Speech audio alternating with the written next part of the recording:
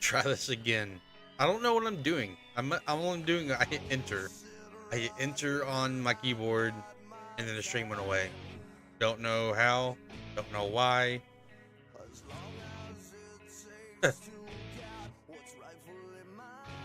Don't know what's going on. Things should hopefully be back to normal. Try this one more time.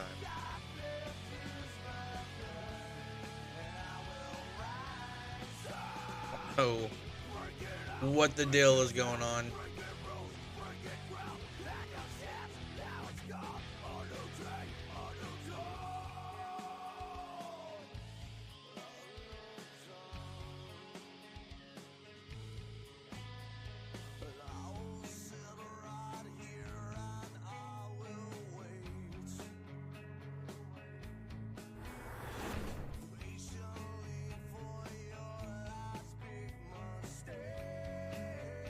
Alright.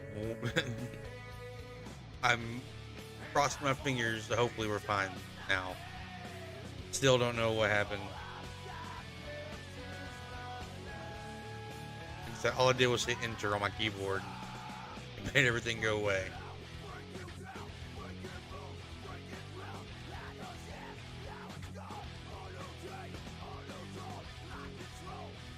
I cross-check everything real quick.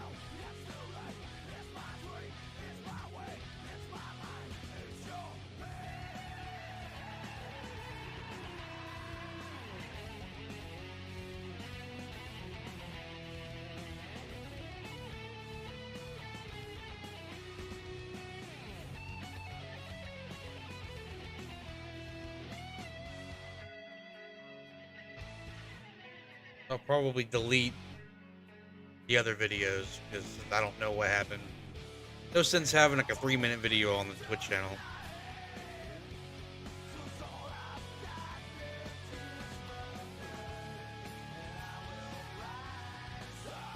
And for those who are now joining, yeah, I'm not sure what happened. I had the stream started up and I hit enter on my keyboard and then boom, everything went away. Don't know how, don't know why. But I think we're good now.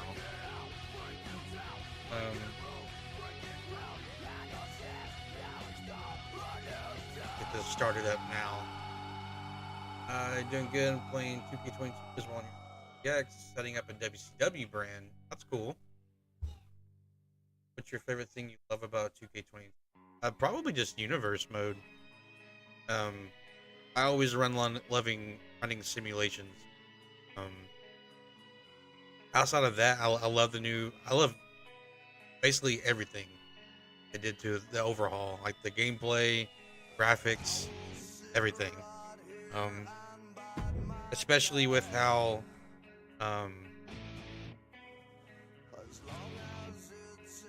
don't do this to me again.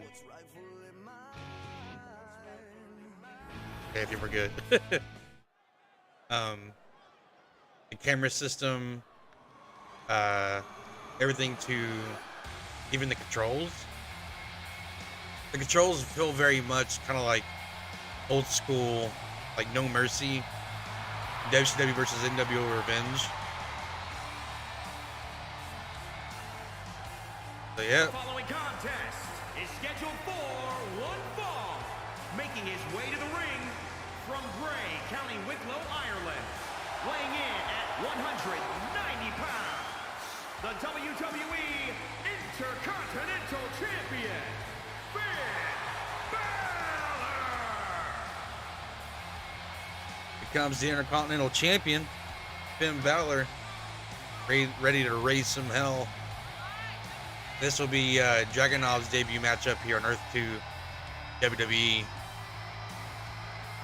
And for those that are new, this EARTH-2 universe is practically, it's bringing all the elements of the Ruthless Aggression era, the Attitude era, and like today, rolled all into one. But kind of like, what if the superstars of then and today were in their prime together at the same time. That's kind of the concept I'm running with.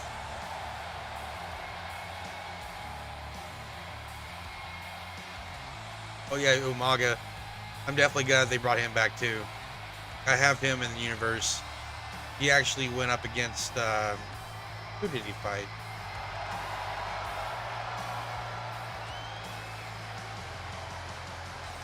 It might have been Roman Reigns, actually. I think I had them for Umaga's debut matchup. If I am remembering correctly, I'm pretty sure that Roman beat Umaga.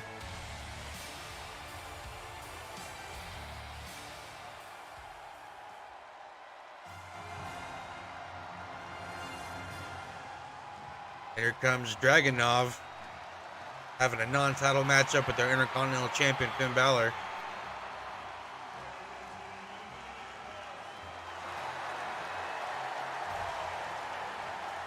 I'm really anxious to see how well he plays out.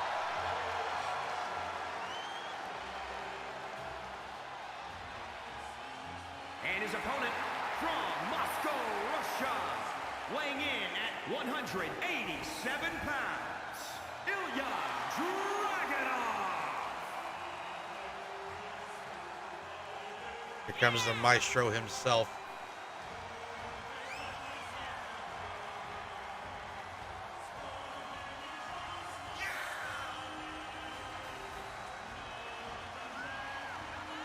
I think you don't have to look at my mug while we're watching the matchup.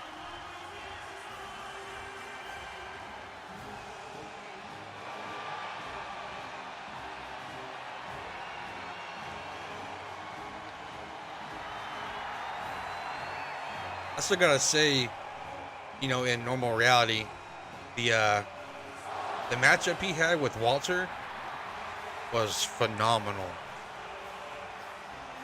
Like, Dragunov definitely deserves to be the UK champion. Been a lot of work.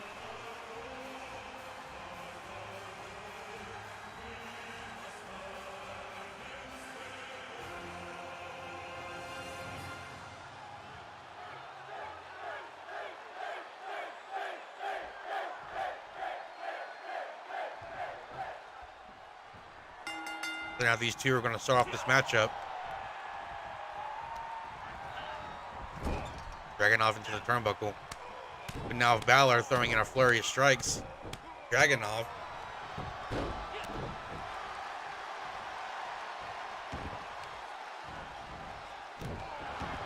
If Finn Balor knows, in order to take down Dragunov, who's definitely a powerful striker, needs to take down those limbs to remove the strength that he has and the power he can throw behind those punches and kicks.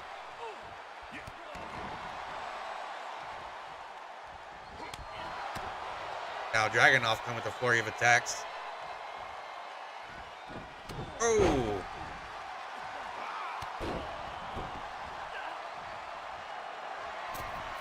Dragunov going to the top turnbuckle. Calling Finn Balor to his feet.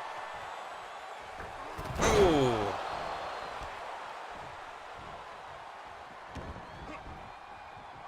Balor with the reversal. Oh! Those knees to the face. Taking Dragunov down, page or two. Now just working on the submission time. Gonna break down those legs. Dragunov. He is taking down the limbs one by one.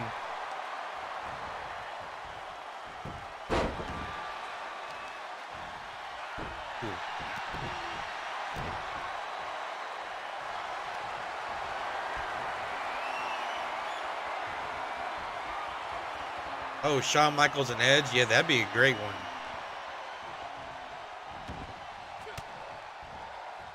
How long of a match was that?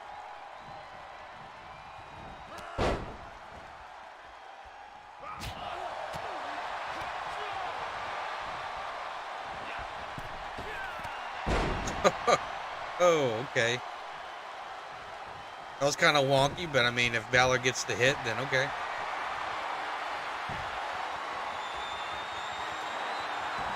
Balor's smart enough. He should know better. He need to pull Dragunov away from those ropes, trying to get that submission maneuver. Now Dragunov is trying to shift the momentum back in his favor.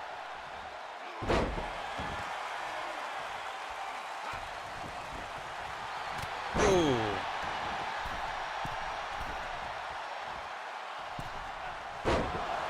Balor missing that drop kick. Oh, a DDT by Dragunov.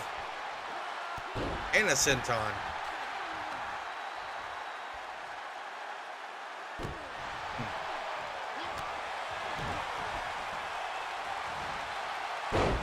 Oh, now the sling blade coming down from Finn Balor. Trying to take Dragunov. Oh!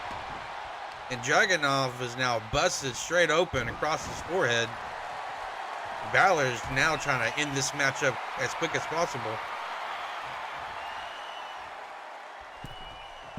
Oh, and he missed that front drop kick. Now Dragunov trying to take advantage. Take things to the outside to deal more damage to Balor. Oh, your matchup was almost an hour and a half? Damn. That's a big time matchup right there. Was it like you were trying to just keep it going, or was it the match was actually that rough that it was hard to finally take him down?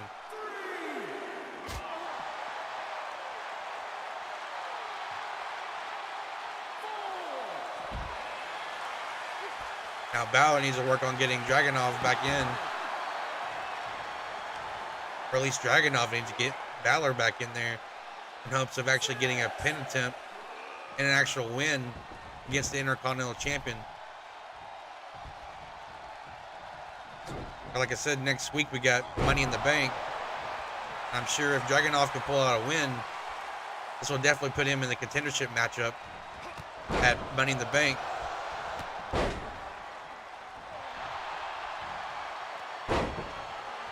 Ooh, that little sweep kick by Dragunov.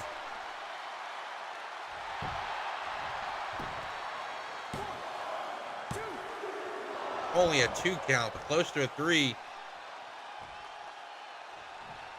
Which I think that might have been on the ref's fault.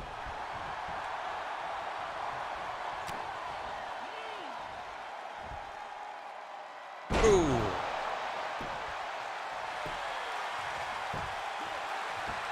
Again, Balor not paying attention to his ring awareness. Oh, and a coup de grace. Going for another pin attempt.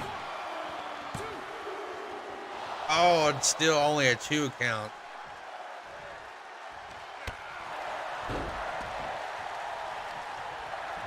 Edge in that match kept giving you a hard time. Every time I went for a tweak to music, he reversed it, and so we took it back to the ring.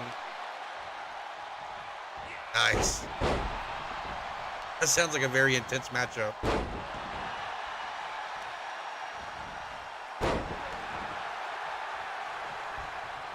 I can see that being a lot of fun, but also really annoying.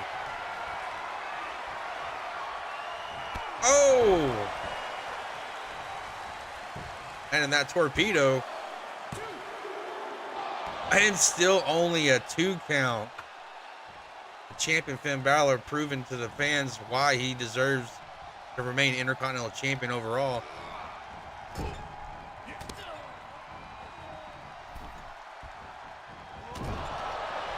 Clubbing clothesline blows Balor. Oh, and another strong attack by Dragunov. Getting the 3 count victory over the Intercontinental Champion. Here is your winner, Dragunov taking down the Intercontinental Champion, Finn Balor, trying to prove a point to the WWE Universe that he deserves to be the upcoming new Intercontinental Champion. Guess we'll have to see this matchup coming up on Money in the Bank next week.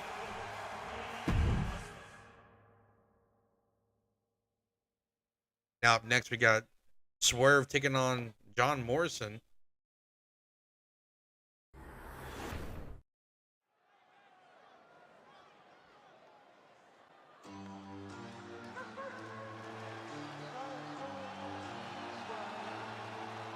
one half of the tag team champions, along with Keith Lee. The following contest is scheduled for one fall. Making his way to the ring from Tacoma, Washington, weighing in at 201 pounds, one half of the World Tag Team Champions, Isaiah Swerve Scott. That's right. That's actually Swerve's AEW theme song I threw into the game. I gotta say, especially in this universe, Swerve and Keith Lee have been dominating the tag team division here on EARTH-2. Like they really deserve to be the champions.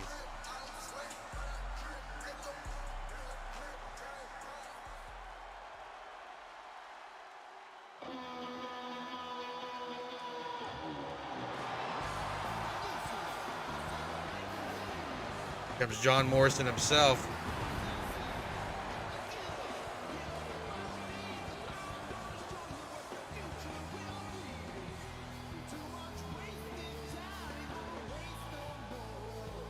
Oh, you got plans for NWO taking over WCW? Nice. California, weighing in at 215 pounds, John Morrison. I also remember back in the day when they had planned to make NWO an actual brand, an actual promotion.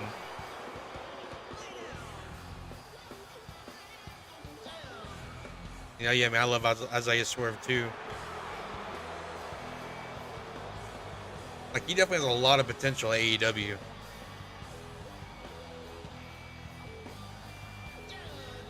But I love that they put him in a tag team with Lee, because I had already planned on doing that before they even decided to make them a combo.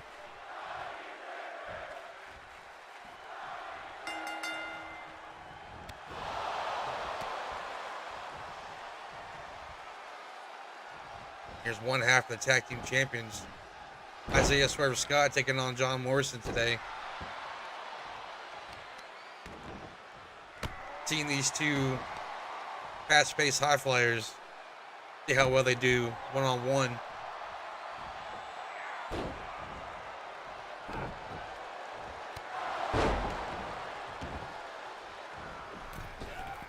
Oh, missing that moonsault. So close.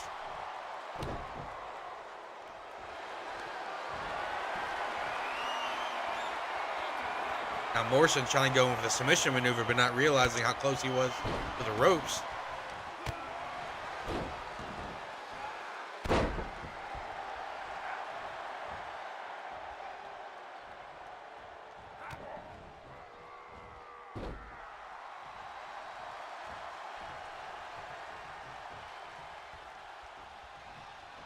Right now in this universe, we have Monday Night Raw. On Wednesdays will be WWE Dark, which that show will host created wrestlers and those that were downloaded from What's the Status, all the My Rise creations. So like Hector Flores and Paragon J. Pierce, all them, they're part of WWE Dark. And the way that works is the heavyweight championship on Dark is actually the WWE Impact Championship. And with that championship, if you are the champion and you hold the WWE Impact Championship for 7 title defenses and you win, you automatically have a chance to you can vacate your title and go to the main roster for a championship opportunity with the heavyweight champion. So if you vacate your title and move on to the main roster for the championship opportunity, if you win, obviously you become the new heavyweight champion on the main roster. But if you lose, you go back to Dark, you start back at the bottom of the ladder.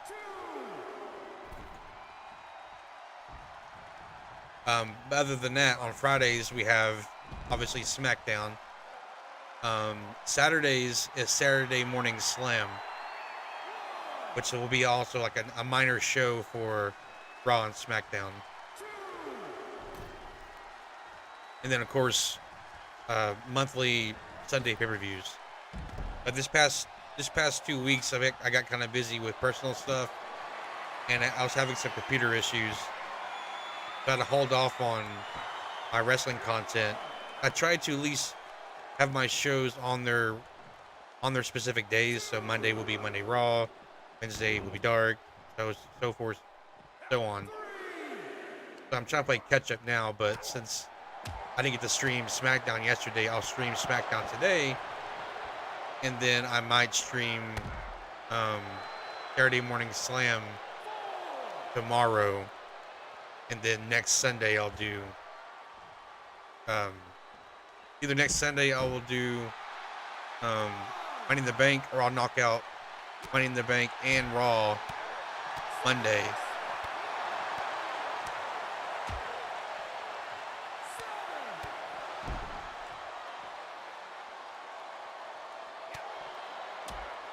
Now Morrison needs to work on getting Isaiah back in there. Nobody wants to win by count out.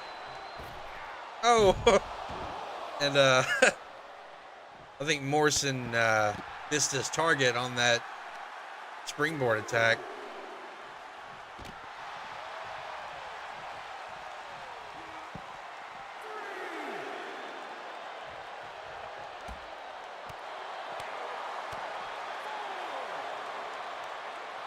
Morrison throwing Swerve back in the ring. Can't tell if he lost his footing or what was he doing.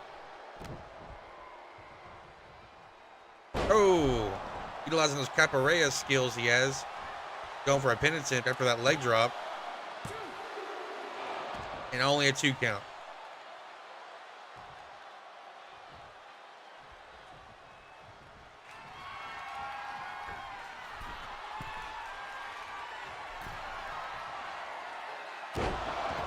Ah, thanks, buddy. Yeah, this is definitely a change-up for me because... Oh, and Morrison got the pin over Swerve. Not gonna lie, I almost kind of didn't see that coming, but it almost seems like this matchup was kind of one-sided in Morrison's favor. But yeah, before I actually started streaming my universe, on my YouTube channel, I actually had... I would record the show and then edit everything, edit out all the in-between stuff, and I would create graphics and all that kind of stuff. But it got to the point where it was too much work, and this is just way too much. This is way easier for me. I actually enjoy it more.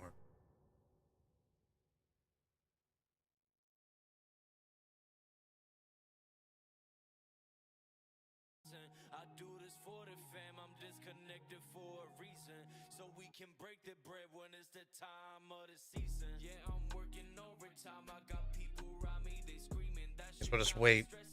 Loading happened. They might be leaving, I ain't know shit about the good life, cause I come straight from the street, yeah. Looking at the fam, I just know that I gotta be. We got Legato going against the Young Bucks. And I know that I'm in for a long ride, and I know this road that I'm going down. And of course, because it's created wrestlers, it takes a little bit to load. Only drawback. But I did also not 100% custom gear for Phoenix and Mendoza, but I got tired of coming out in a suit. That makes no sense. Like, that's manager attire. Like, there's no reason why you should be coming out in a damn suit. So I had to fix that. Can do it.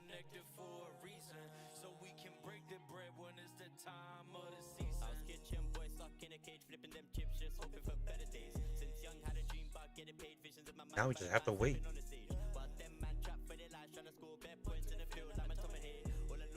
How's your WCW universe going so far? Who's your world champion?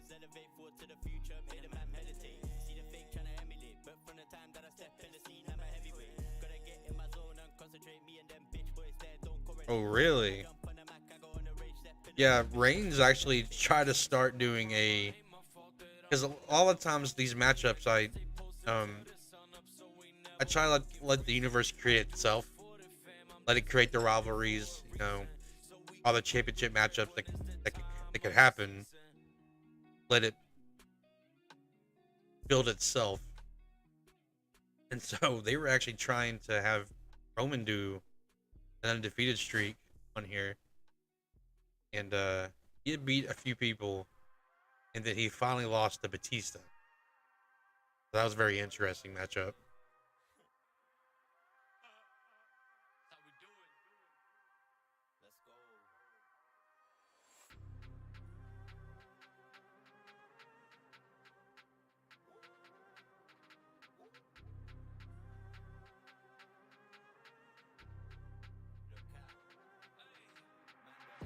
Stay strapped, no mask. Live day by day for the gang. Talk too much, it's the end. Shot shit get Of course, the loading bar at the bottom hasn't even started yet. Just me and the man, then roll off the back and leave a boy there where he stand. And nowadays, man, I'm on top, scratch that. Nowadays, man, I'm on head tops. On the pitch, I'ma get man sent off, straight red car on can't let off. I could cop that reefer at depth off, money off a max, so I'm on to the next spot. Yeah, we pull up on you, get empty off, fully aim head, no time for a lecture. Yeah, we pull up on you with an AK. When they got him extended, man. We leave him in the streets. Nah. Hogan's your champion. Okay. Tag teams: Kevin Nash and Scott Hall. Okay. Of course, Cactus Jack. See that? King Booker. Dean Malenko. That sounds pretty legit. I like it. Did you pick them as your champions, or did you act them like make their way to the championship? Down bad brackets. X. Mandem. Wicked. Lil Cap. Greatest artist alive, baby. Don't know about me, I'm Little Cap. Bitch, I pull up onto your block with the boys and they got the straps. Here we go. Now it's loading. While I be shooting the 457 mag. This and one in the chamber. I'm spitting bullets on the track. Yeah, I've been spitting bullets ever since I kid, motherfucker. They been telling me everybody's real, motherfucker. Everybody been telling me everyone is a dead enemy. Better be ready when they're coming in the spraying artillery. All the fuckers at the spot and they been telling me shit. Like the rat to the fence, you a little this bitch. Yeah, sky was the limit. Now it's the stars. I brought my sound from Earth to Mars. Man, slide through the block with no pressure. It's a good thing about watching VODs. You can just fast forward all through this. Don't have time for a protester. When your boys let bells raise up, we drop a man quick. Okay, cool. That was very genuine. I try not to, when I start a universe, pick my champions. But so far, like, I tried to, my champions in each universe have like progressed, or like they've moved over from the previous one. Because when I first started overall my universe, there's another Earth, and it started as WWE. In that universe, Vince McMahon had died, and Triple H became the owner. And Shane actually had a matchup later on, months down the road, where it was Shane McMahon in a Iron Man match with Triple H for an hour. And I gave Shane McMahon moves. The backstory was that he took some time off and learned some MMA. And he won.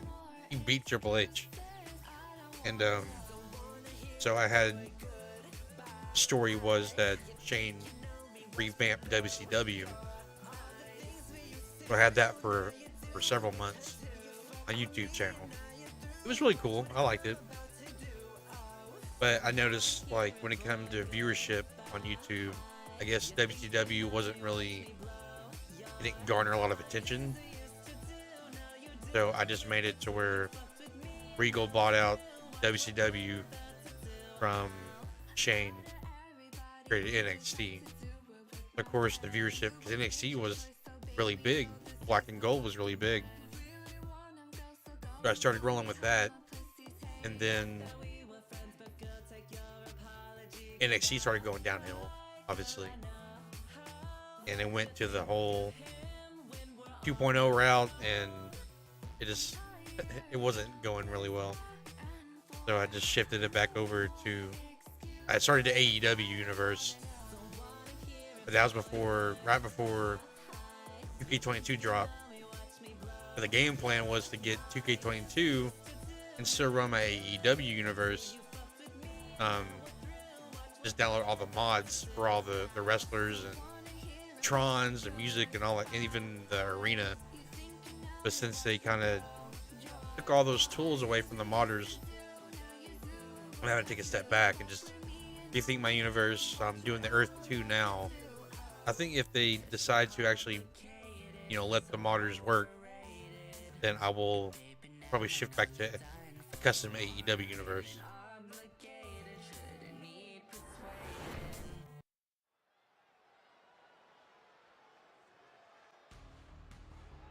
Here we go.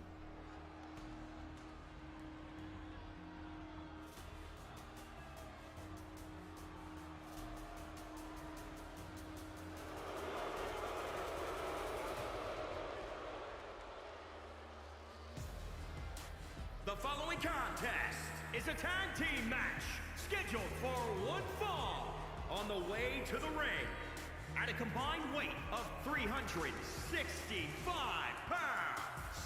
Joaquin Wilde and Raul Mendoza, Legado del Fantasma. Oh, so also for these universes, it's one roster. They're not split up between Raw and SmackDown. The main title is the Big Gold, the World Heavyweight Championship. And I bring the champions for each universe. When they start off, they are the champions from their previous one. And Brock Lesnar had actually won the championship from, I believe it was Chris Masters was the champion. So Brock Lesnar is the World Heavyweight Champion with the Big Gold. And Legado actually was the former World Tag Team Champions in this universe.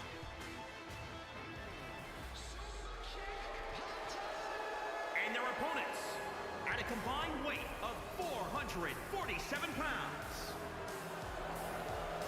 Because Matt Jackson and Nick Jackson, the Young Bucks, who've actually had a pretty successful run so far here at WWE. They went up against, I believe they actually took on Roderick Strong and Kyle O'Reilly, defeated them.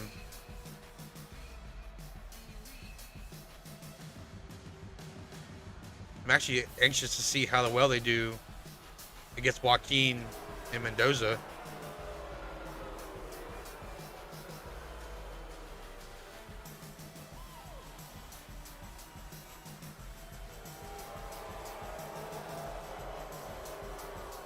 And these two teams are just ready to add some more wins to get prepared for the Money in the Bank this week.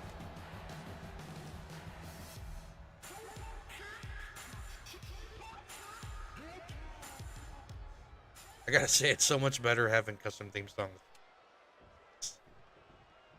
That was the thing that sucked too, because when I used to edit my shows, I used to have to go through and add all the custom theme songs and all that kind of stuff. Not having to worry about that anymore is really fun.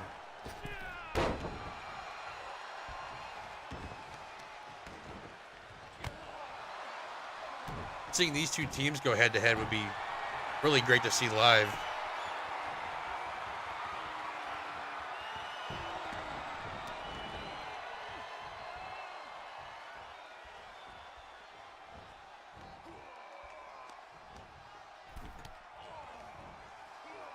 Their leader, Santos Escobar, was the former Intercontinental Champion.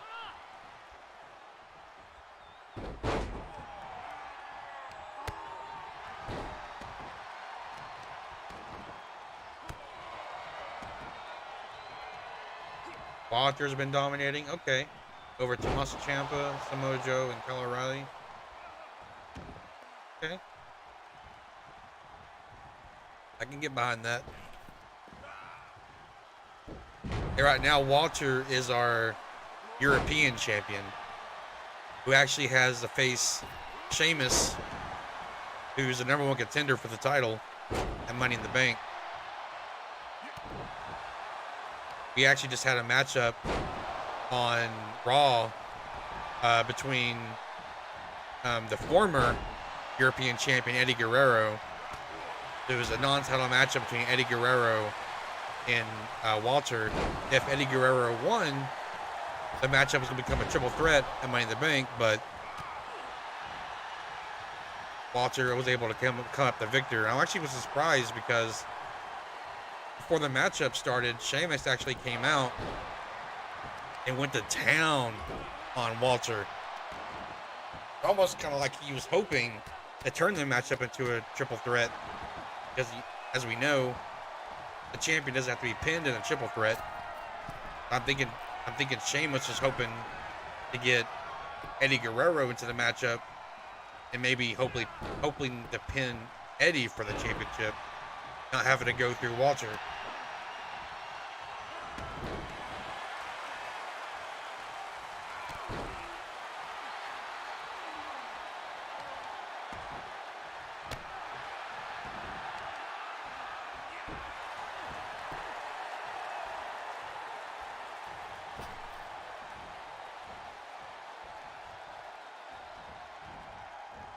Ooh.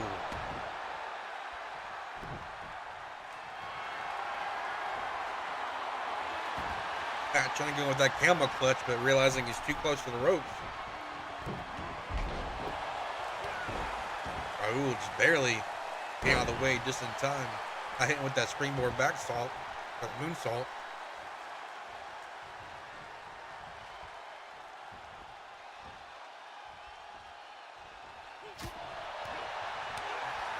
Joaquin coming with a flurry of attacks at Jackson.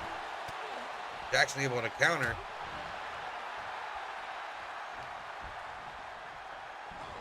Ooh.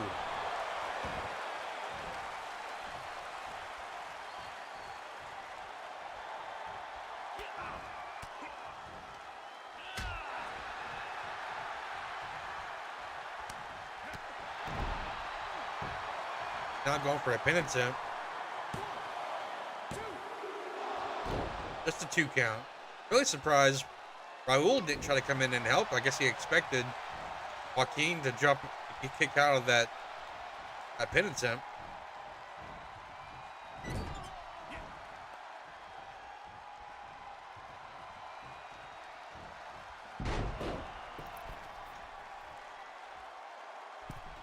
Oh! Nick Jackson coming down with that swanton. Joaquin comes that jawbreaker.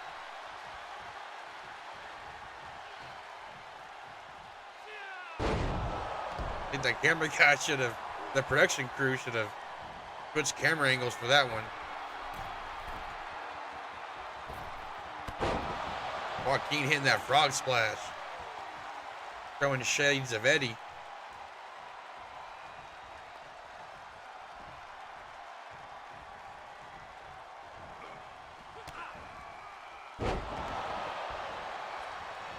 Oh, and your Raw, Brock Lesnar is your champion. Okay, cool. Money in the Bank, he defeated Bobby Lashley. For that on Raw he did today, he was met by Seth Rollins. Nice.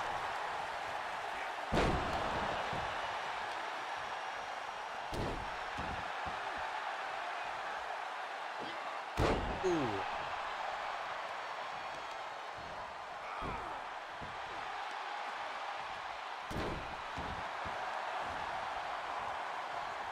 I'll tell you, if you ever want to, if you're on Facebook and want to join a Facebook group, I'm in this Facebook group called WWE 2K Multiverse. I can put it in the chat. The group is mainly for posting like stories, photos from a universe. So you just want to have people get involved with the universe at all. That's a really fun group. I'll put in the chat here in a second.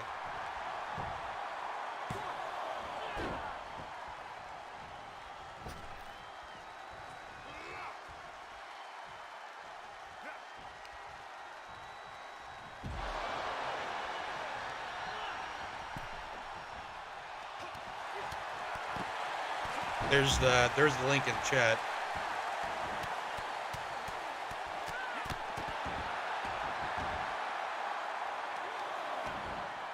Now the Bucks are just going duo mode, taking down Legado.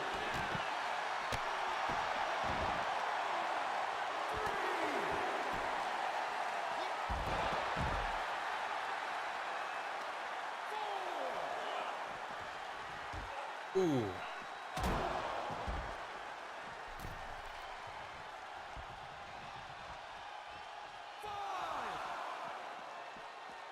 Almost seemed like Legado was trying to hoping for a count-out victory.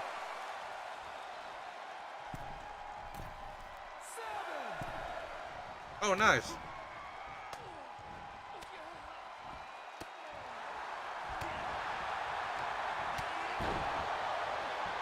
Matt Jackson went in for the tag, and so was Raul.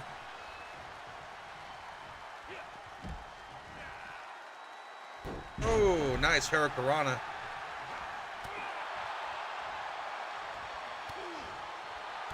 You can see some invisible welt starting to form over Joaquin's eyes. Not going for kidney strikes, trying to wear down Nick Jackson.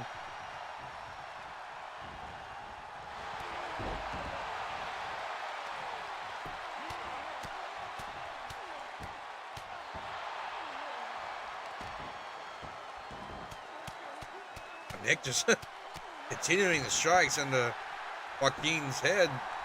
Going for a penitent now. Not only a 2 count, I guess Mendoza's still on the ground trying to recover.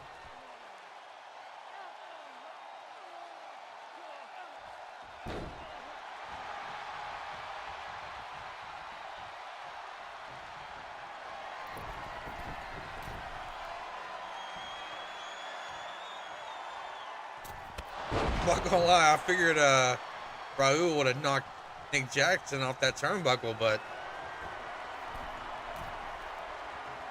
oh. It's in that body splash, brother. Oh, and now Nick Jackson's eyebrows busted wide open from that turnbuckle.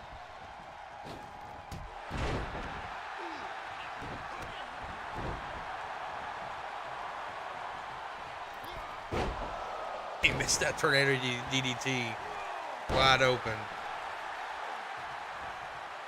The only thing Nick needs to worry about, though, is that blood. If anything, I'll try to pull that bandana over his eyebrow. Oh, and only a 2 count. And once that blood gets in Nick Jackson's eyes, he'll be partially blinded. And now Mendoza with that springboard body splash.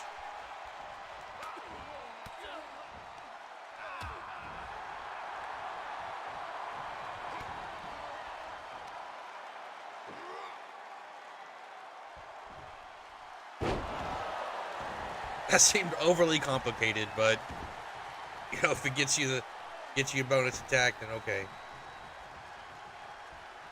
Now Matt Jackson back into the matchup. Upping Mendoza right on his face, going for a penitent now with his feet on the ropes. Almost got a 3 count. That dirty pin maneuver.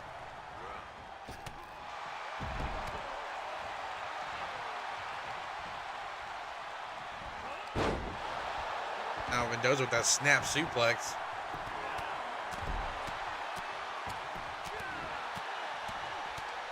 Now it seems like this matchup is going both ways. Oh, reverse with that dragon screw by Matt Jackson.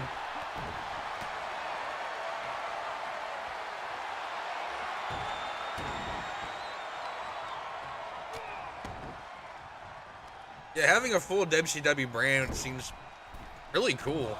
Like, I wouldn't mind if they actually were able to recreate WCW versus NWO Revenge.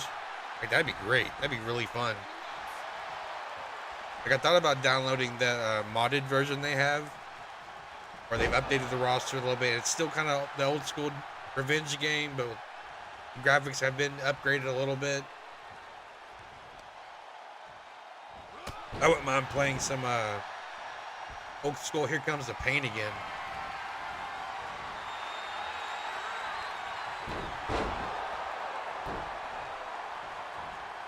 Like I saw online where they have a mod for 2K19, and it's the old "Here Comes the Pain" camera angle.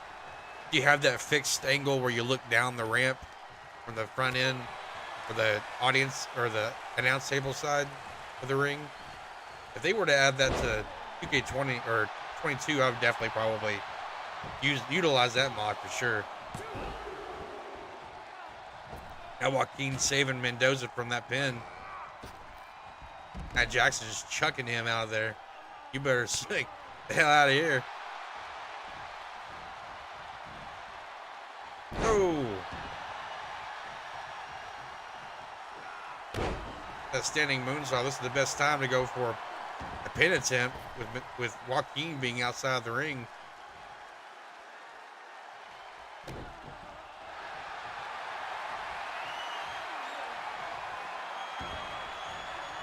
Oh yeah, Shut Your Mouth was phenomenal.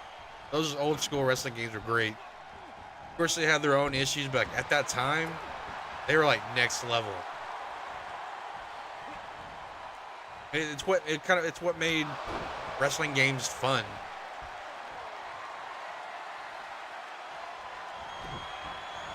That super kick got countered by Mendoza, getting him with that wrestling takedown. Him with that snap suplex again. And a drop kick.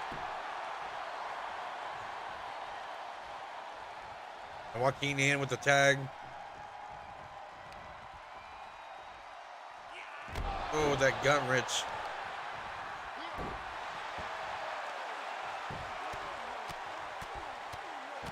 Now Nick just trying to break down Joaquin, the center of the ring, with those clubbing head strikes. Nick Jackson going up to the turnbuckle. Going and hitting that swanton. But I think it might have hurt Nick more than it did Joaquin.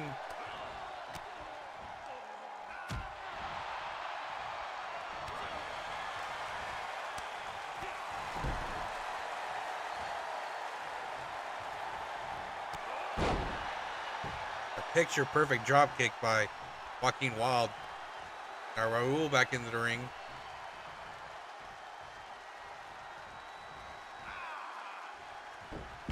Hurricanrana. And a standing moonsault. Oh, but it's missed. Raul able to see that coming from a mile away. Oh.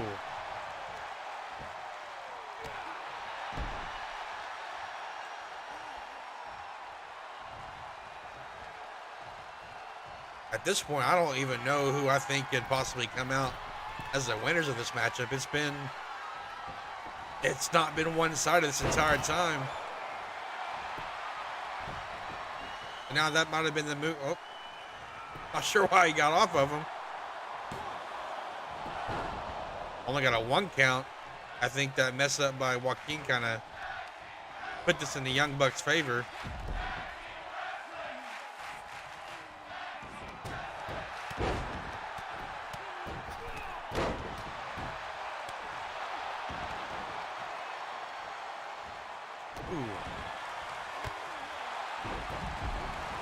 Hurricane to the outside of the ring.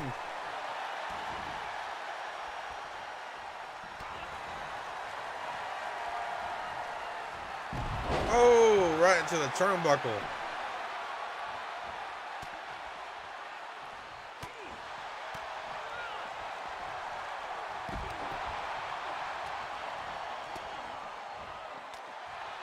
Yeah, 2K22 on the Switch is not going to happen. I mean, they tried that with, what was it? Was it 2K18? And it was a complete flop, and they never brought it back. Yeah, that's not going to happen. I think Battleground, or whatever that game is going to be the only one on Switch.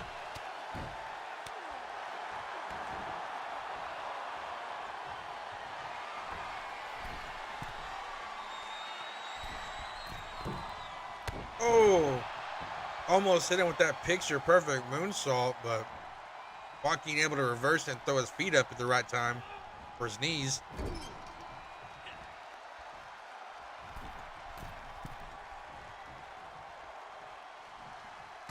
Oh, that shoulder tackle. Assisted shoulder tackle from Mendoza. Looked like it's knocked Matt Jackson back a few pegs, but now he's coming back. Another pin attempt with his feet on the ropes. Nick Jackson just came out at the wrong time. Was able to stop Joaquin Wilde.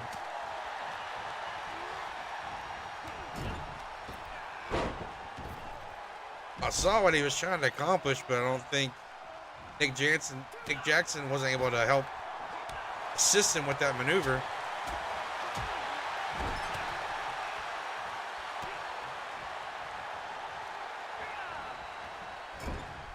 This tag team matchup has turned into a massive clinic of a matchup.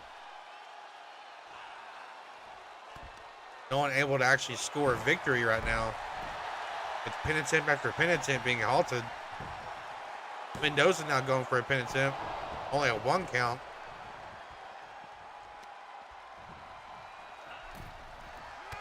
Oh! Now another Jackson brother is busted wide open.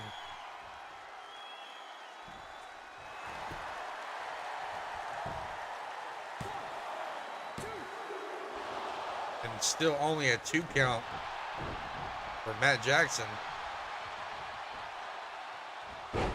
That standing Spanish fly.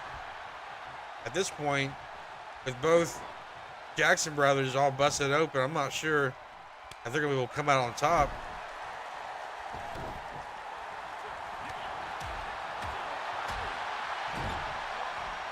Nick Jackson trying to come back with that flurry of attacks. Trying to hopefully shift the momentum back into their favor.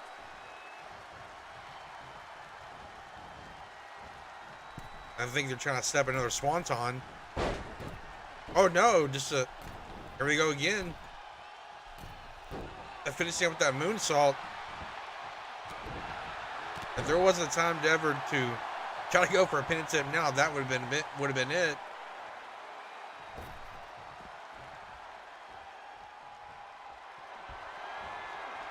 I think he might be trying to setting up for a super kick. Lands it on the jaw of Joaquin. But Nick Jackson not paying attention, not realizing how close that pin attempt was actually into his opponent's corner.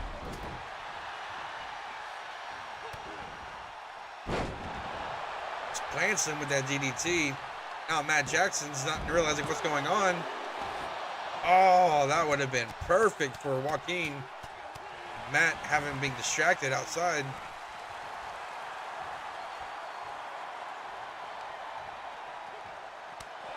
Now Joaquin trying to come to the aid of Mendoza. Oh!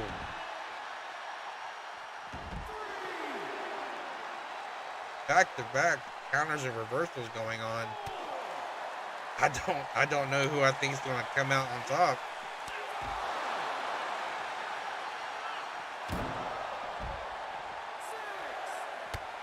At this point, they might be just trying to go in for a count-out victory. Just hoping to end this matchup as quick as they can.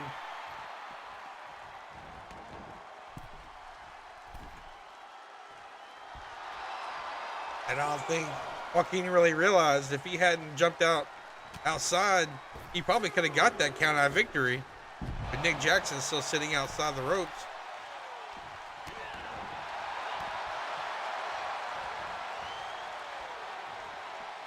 Oh, that strong style knee attack to Matt Jackson. I don't think he's realizing who the legal opponent is. I think over the course of the scuffle they had out in the back into that ring, I don't think you remember who actually was the legal opponent.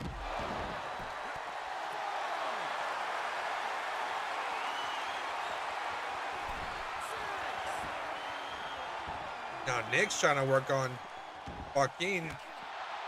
Maybe he's trying to hope to get a count-out victory.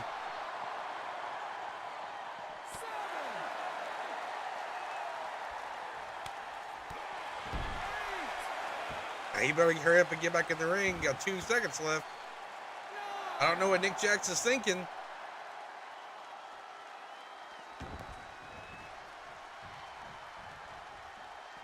It seems like he does not want to win by count out.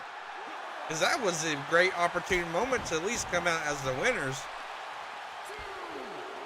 And for how unsportsmanlike Young Bucks have been here lately, I'm really surprised. He literally saved Legado from losing this matchup.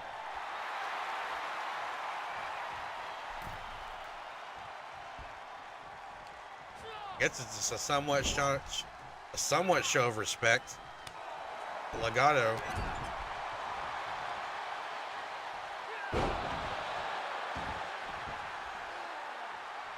I'm starting to wonder if he's going to be regretting letting him come back and saving him. Yeah, I did too. I thought he was going to count it out.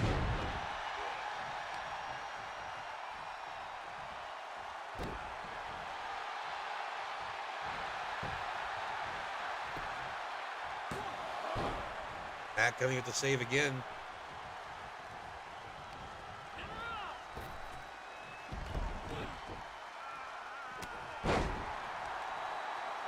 Again, this is the opportune moment for Mendoza to capitalize on the situation he has right now.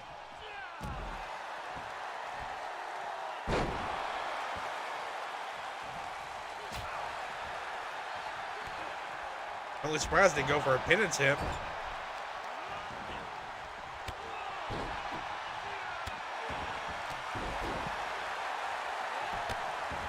I think now he's planning on it.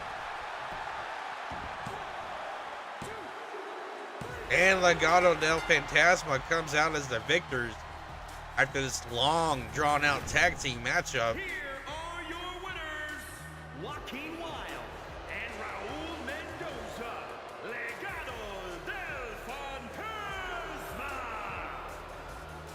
Legado trying to show the WWE Universe that the tag team division is not dead, and in fact very alive and strong. I can't even believe that matchup lasted that long.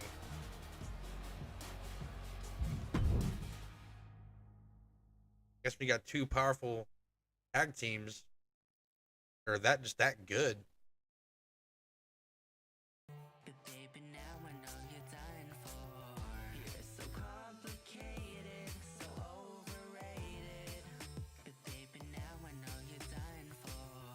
Now we'll see what's up next.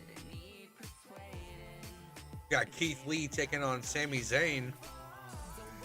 Keith Lee being the other half of the tag team champions, along with Isaiah Swerve Scott.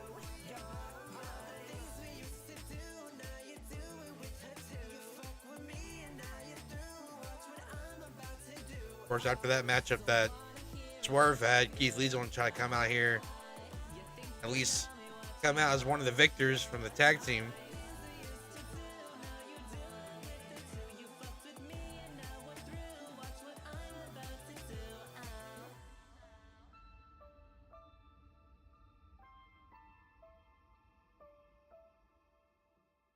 Of course, Keith Lee. Yeah, Keith Lee's he's a beast. He's a monster in his own right. Why, he's the limitless one.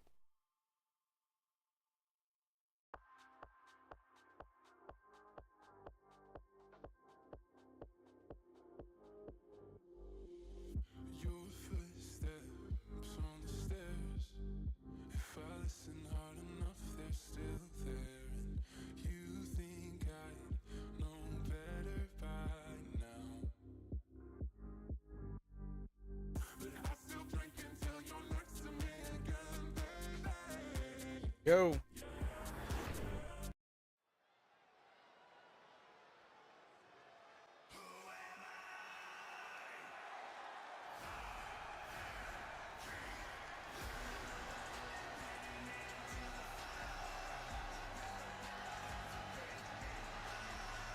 Here comes the limitless one. The following contest is scheduled for one fall. Making his way to the ring from Wichita Falls, Texas. Weighing in at 320 pounds. One half of the World Tag Team Champions, Keith Lee. I gotta say, Keith Lee here at WWE has been tremendous asset to Swerve, vice versa, proving why they deserve to be the champions here at WWE. They've been a dominating match. I believe they're actually undefeated so far here at WWE.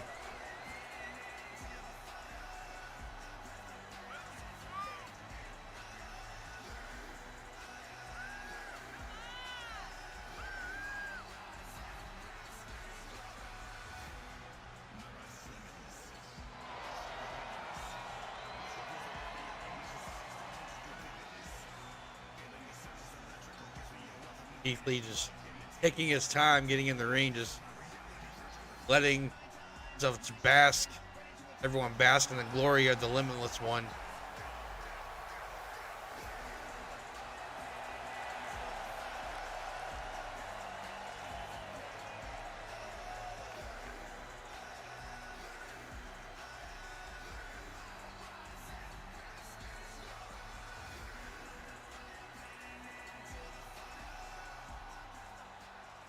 I gotta say, I definitely think I enjoy his AEW theme song better.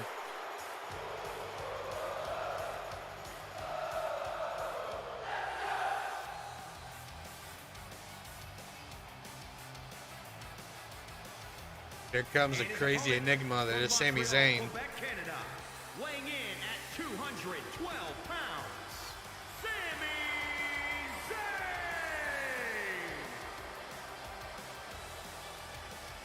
I'm actually thinking about adding his new theme song to this universe as well.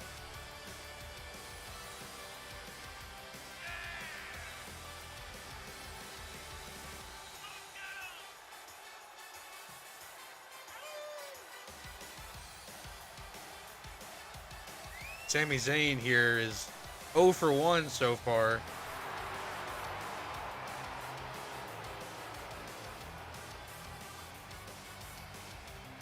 Kind of curious if he loses this matchup, he's gonna start a losing streak for himself.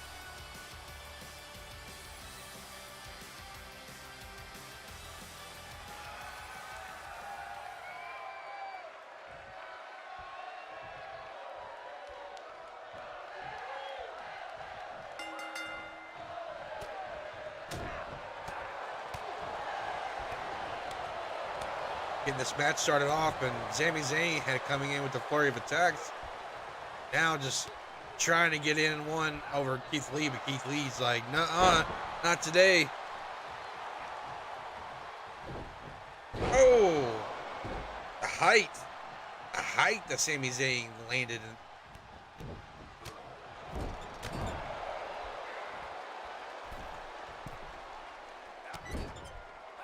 Now, Sami Zayn just coming with the clubbing attacks. Keith Lee is saying that's enough.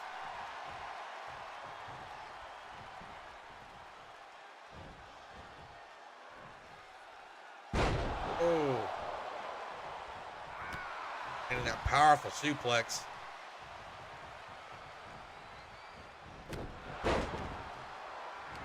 Yeah. I hear what you're saying. The Usos after last night, yeah, that was that was crazy. I kind of saw it coming, but I'm really anxious to see what they're going to do with these new titles. I saw some concept art for the new championships, but I'm hoping it's not the final product. Keith Lee coming up the top of the turnbuckle. I thought I was going to go for a whoa! And Sami Zayn caught Keith Lee mid-air.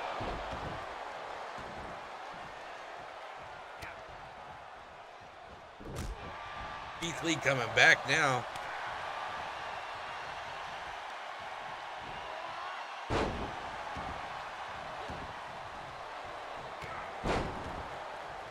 And when it comes to, like, you know, reality's WWE, I think they're trying to hopefully hold out and try to give Roman his championship role until the next WrestleMania. I mean, there's been rumors and talks about him going against The Rock. I guess we'll see.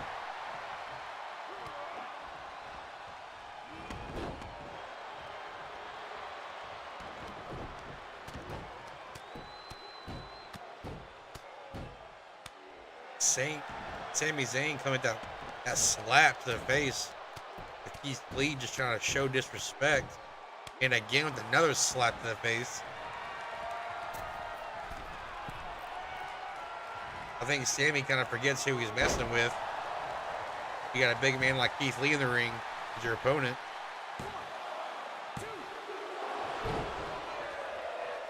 Keith Lee only grabbing a 2 count on Sami Zayn.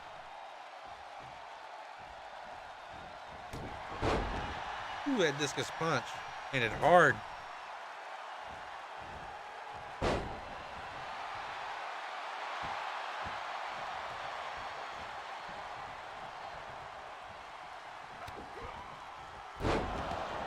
Sami Zayn just planning that DDT on Keith Lee.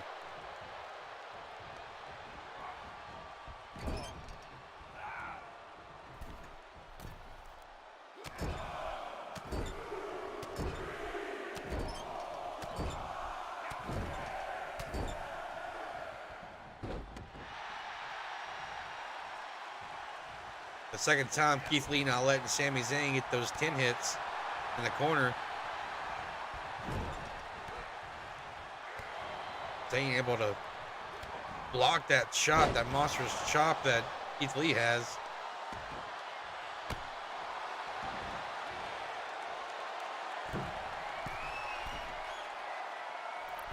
Oh, and a big old frog splash. Sami Zayn.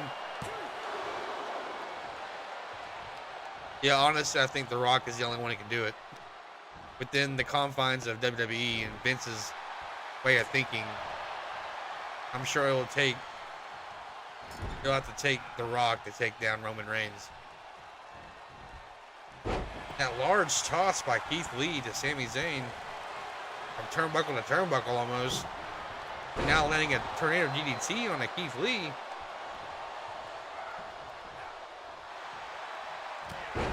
Keith Lee said, not today.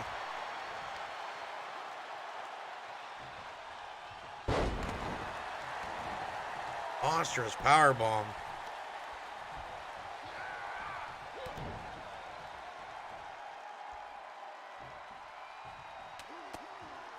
Sami Zayn will come up that counterattack. Bludgeoning clothesline.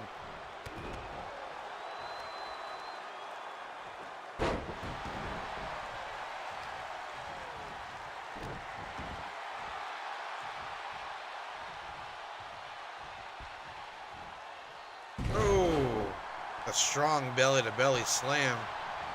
Keith Lee going for a pin attempt now.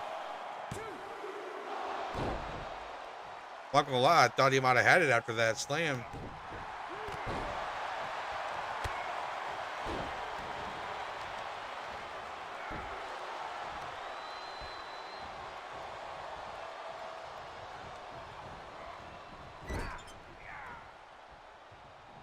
I can see that if they did not go the route of The Rock and Roman, I think I could see it being a Cody Rhodes and Roman Reigns matchup, and Cody being the one to dethrone. Now, is it realistic? But story-wise, I could see it.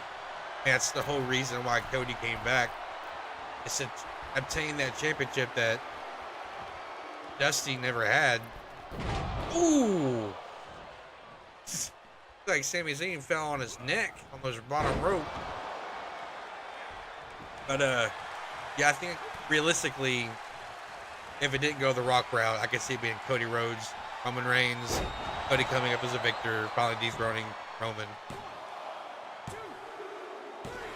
Now Keith Lee coming out as the victor tonight with that massive slam onto Sami Zayn.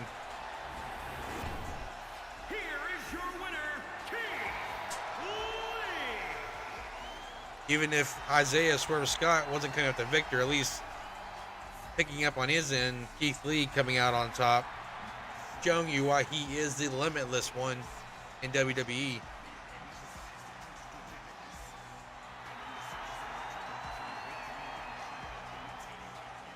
Great matchup.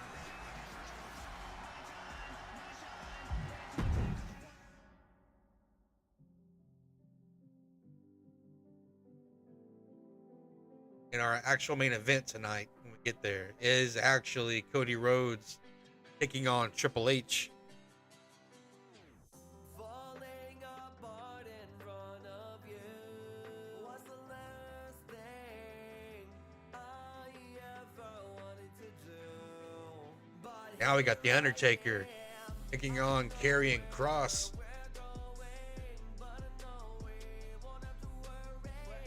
That's got to be one hell of a matchup.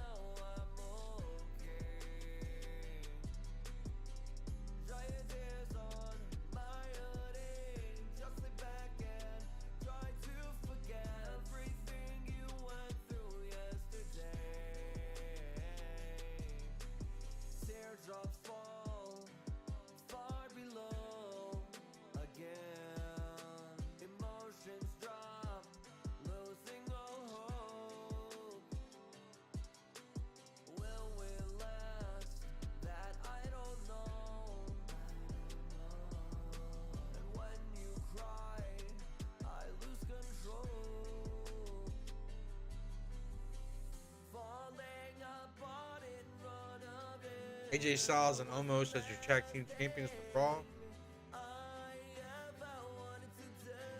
Oh, really? Okay.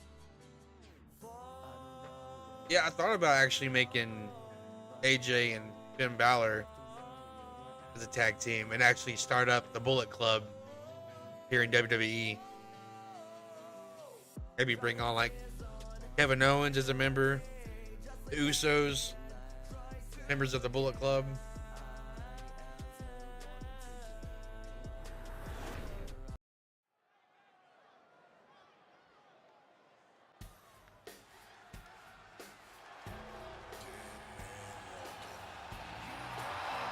Here comes The Undertaker. Literally the dead man walking. The following contest is scheduled for one fall. Making his way to the ring from Death Valley. Weighing in at 330 pounds, The Undertaker.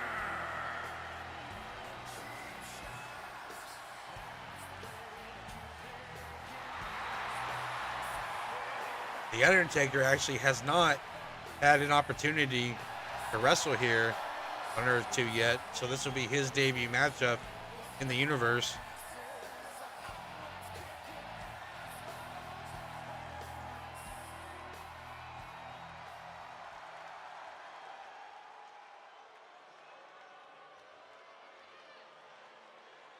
Here comes the bone-chilling Karrion Kross, wife Scarlett.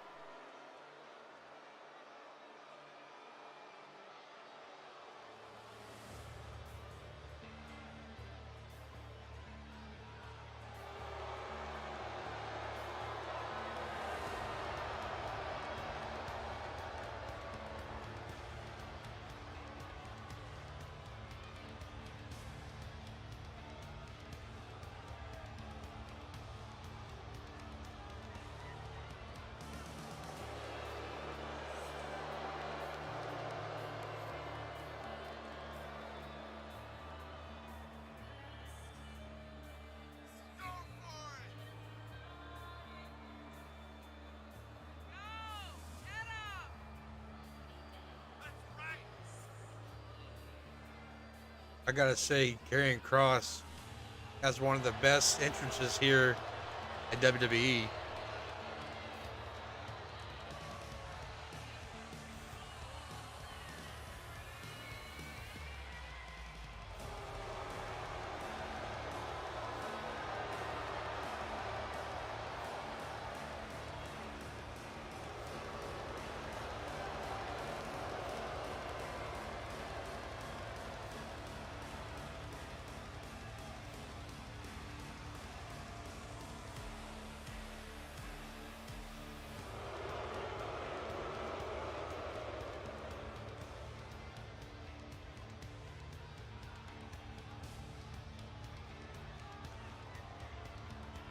Yeah, Karrion Kross definitely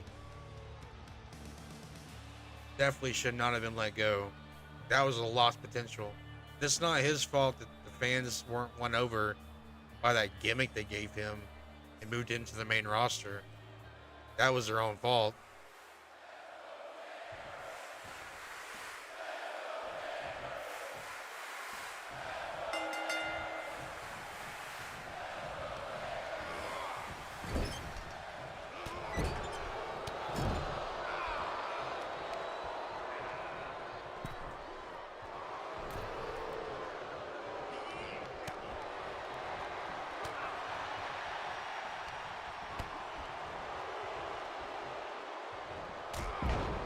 Cross just landing that hard lariat into the Undertaker.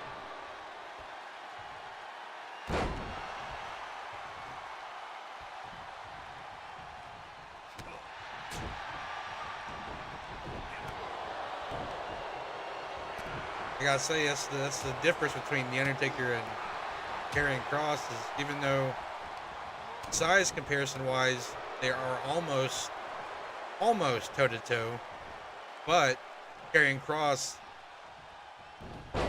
has a little bit more speed under his belt. Now Taker going out to the top rope. That'd be too far. Oh, Kross saw it coming, got out of the way just in the nick of time.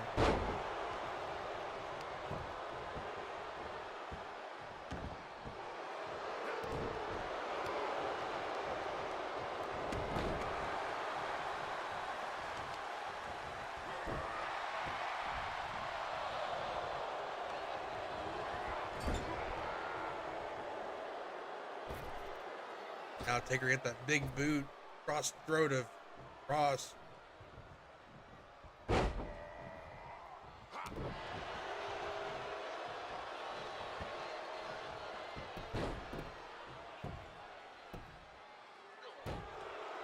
Kross is trying to break down the legs of the Undertaker. That's since he has the edge over Kross. Best move is to wear him down. Taker comes with a flurry of attacks and now busted open the right eyebrow of Kross with that final blow.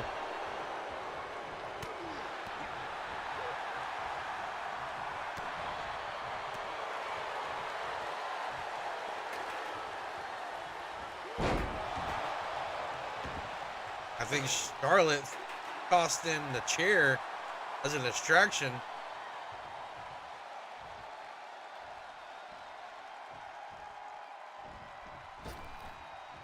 Landing that giant leg drop on the Kross.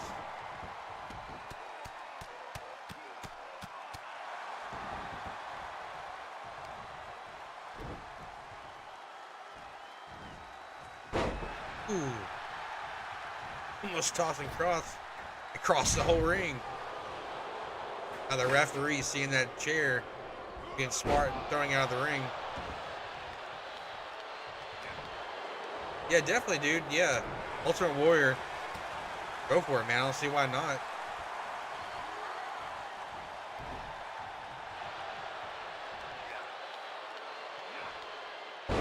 Wow. Kross throwing in a big slam to Taker.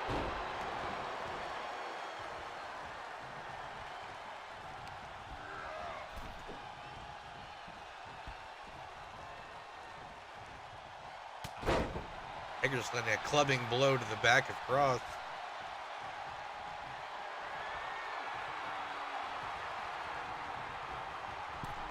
Now we're seeing shades of vintage Taker. Tight rope in the rope. Now Taker going in for a pin attempt. Oh, almost a 3 count. So close. If it was just a half a second longer. I think Taker's setting Kross up. Trying to go for that last stride, but he saw it coming. Another powerful slam by Kross.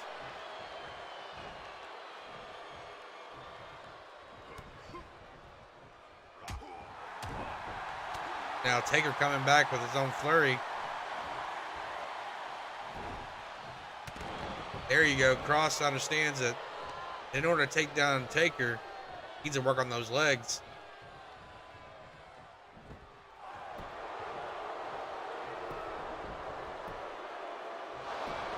Not even a 1 count by Cross.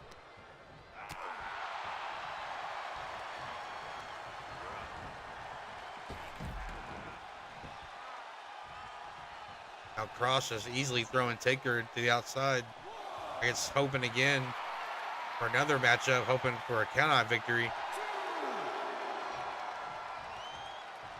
Taker's trying to tell fans though he's still here. Another strong lariat by Cross.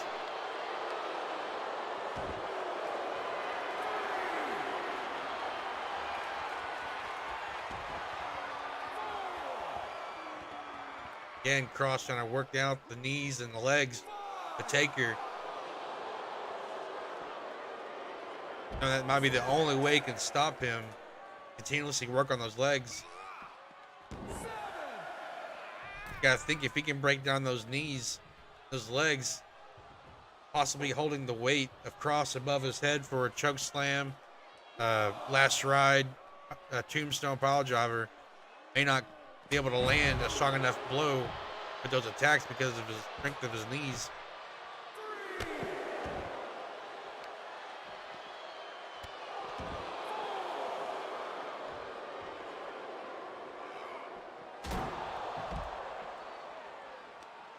This matchup is slowly becoming one-sided for Karrion Kross. That momentum shift landing in his favor. And Taker just, it seems like Taker just riding shotgun this matchup.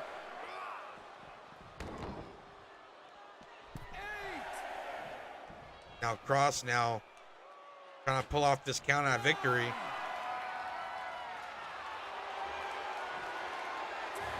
Kross is pointing at Taker, saying, I got you, brother. And Karrion Kross now coming out as the winner of this matchup by count-out victory. And Undertaker, I know he's pissed off right now.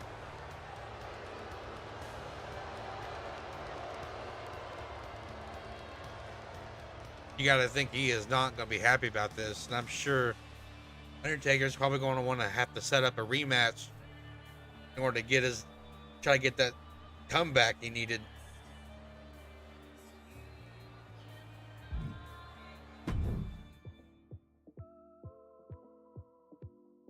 Up next, we got Io Shirai taking on Alexa Bliss in women's division.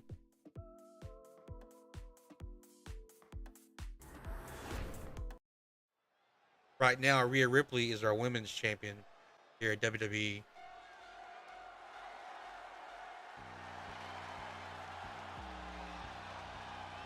She actually won that title from Shayna Baszler, who was our women's champion. The following contest is scheduled for one fall. Making her way to the ring from Tokyo, Japan, Io Shirai.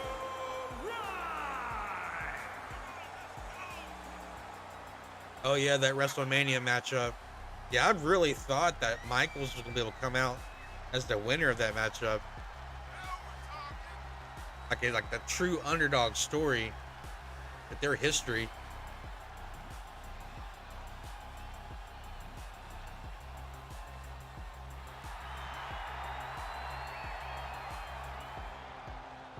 This will be Io Shirai's debut matchup as well here on WWE.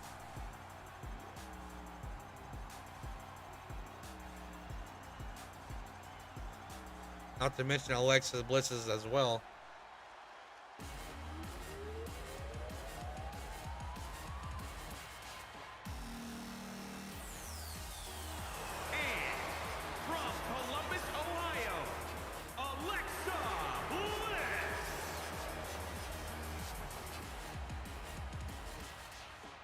Alexa Bliss coming down to the ring now, trying to hopefully make a statement in order for this upcoming pay-per-view event.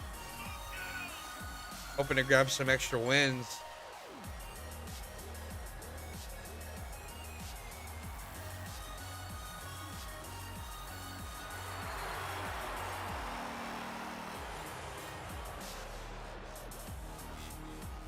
Gotta say, when it comes to Alexa, don't let her size fool you.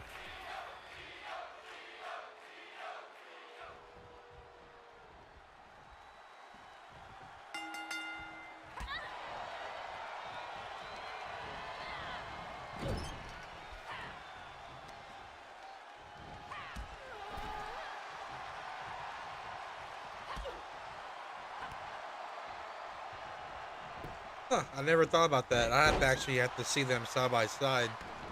I guess you could do that, pull up a 1 versus 2 player mode, put them in the ring together, see if one is actually taller than the other.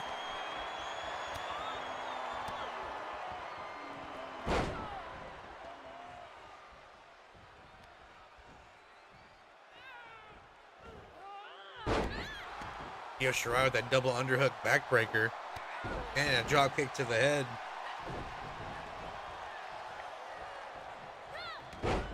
Ooh, Lex with a crucifix slam.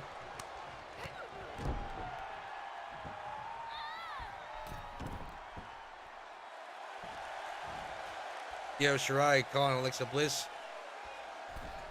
Oh, for a body splash.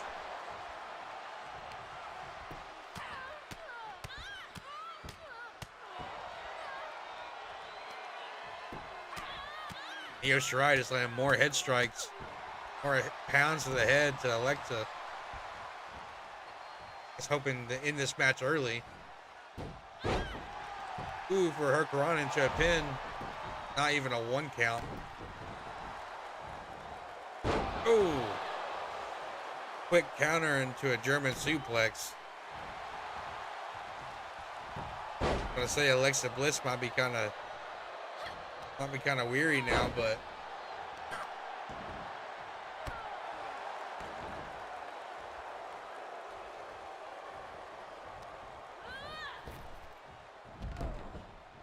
Io Shirai being sent outside of the ropes.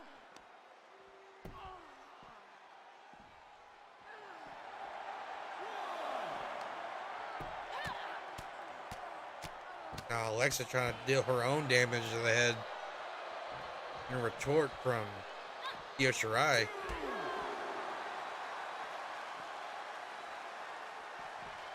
Oh.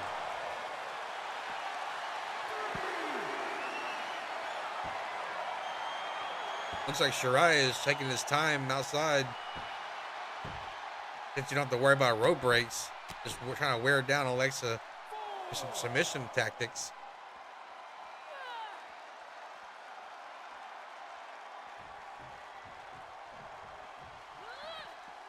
Oh, right into the apron. Not the apron, but the fence lining.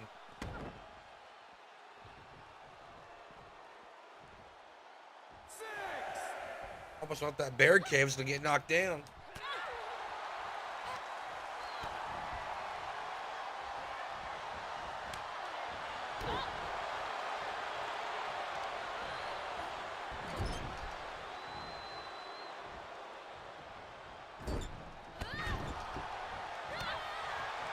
Matchup so far has definitely appeared to not be one-sided. I think both are laying out some tremendous attacks back and forth.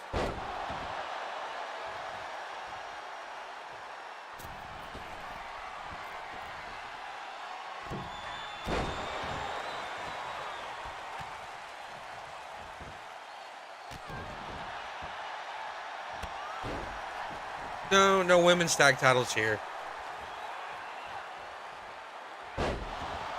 I wanted to leave the extra title slot open for the Money in the Bank briefcase.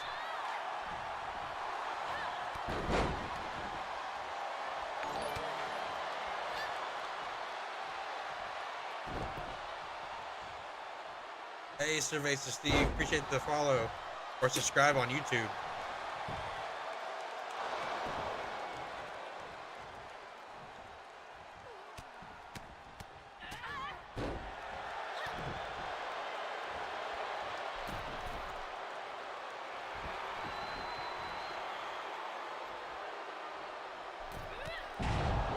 Cool.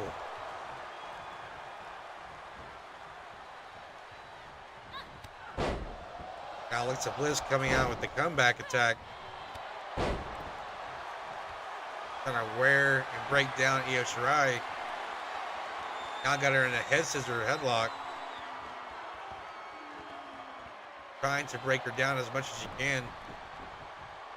Shirai able to break out. Ooh.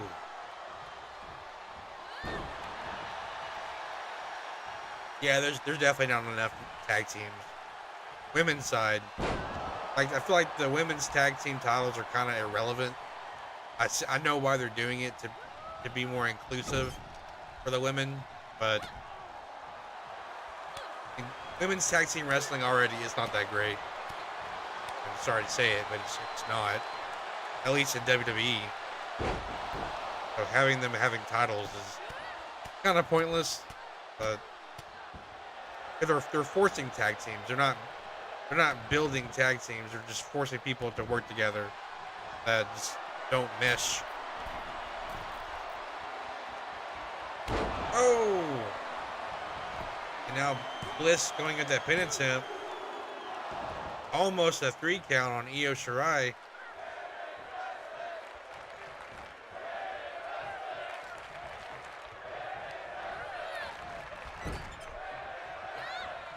Yeah, I mean, there's honestly no point. I mean, I can see a point if you were maybe adding like custom calls. You added some like you made some female tag teams yourself. That'd be one thing. But within the roster that we have, there's not really any established quote unquote tag team.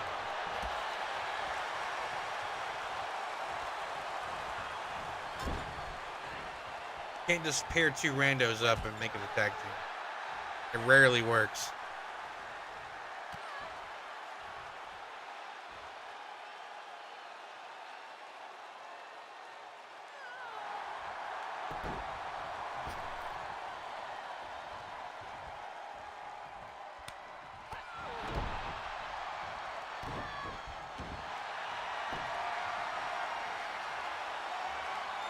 Shirai coming with the stretch.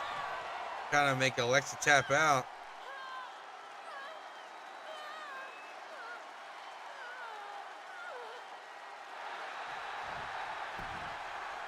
Finally, she's able to break free.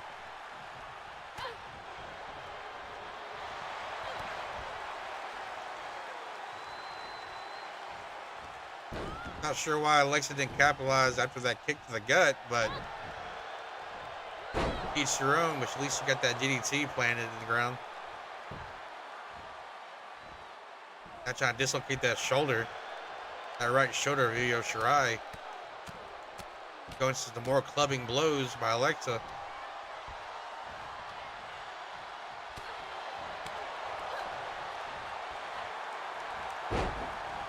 Yeah, exactly, man. Like, have your tag team matches thrown in there, sprinkled there sporadically, but forcing all these women's tag matches, I don't know, man. It's just not for me. Io Shirai landing that moonsault. Oh, and only just a 2 count.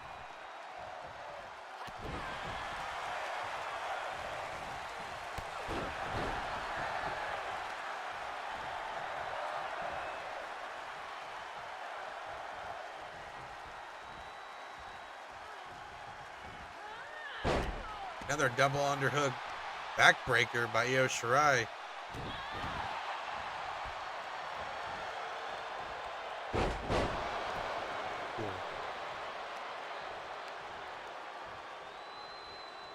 That landing, though, didn't look like it really had a lot of impact, but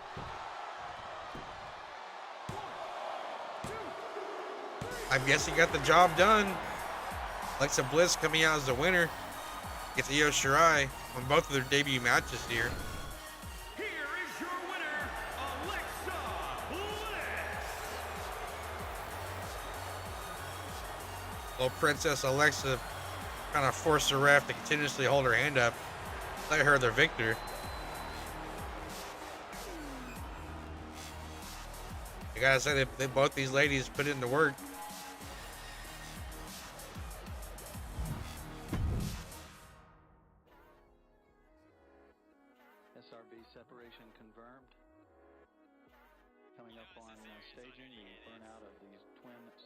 rocket. Boosters at 2 minutes 5 seconds. Yo, me a little cap can't tell that's militant. I was down bad, now my riches infinite. Take over imminent, know that they feeling it. When I'm on a beat, man, I feel omnipotent. When I'm on a beat, man's really ain't drilling it. Yak in the cup, don't worry about spilling it. Legends that fuck with me and they're in my team. That shit Next, we got Stone Cold Steve Austin taking on Tommaso Ciampa. These two. Stone Cold actually had a matchup here recently, taking on Sting. Stone Cold coming out on top.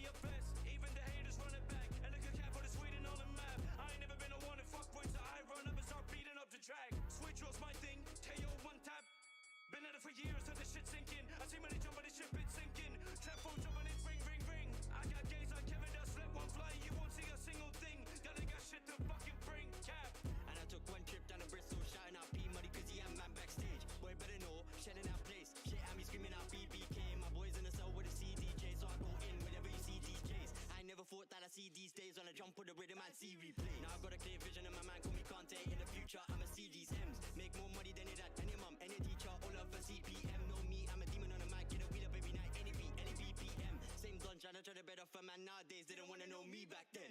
Two-step on the way to the bank, oh you mad, I could proudly say I did that. All gas, no brakes in this bitch, and I'm switching this shit, I ain't never gon' flip that. Did you drop a track with P? No. Did you make a track with Carnes? No. Hell nah, motherfucker, you a goddamn shit, you a mad about bars. Shout out GVD, live head spit like a set of DVD. There we go. Matchup's loaded.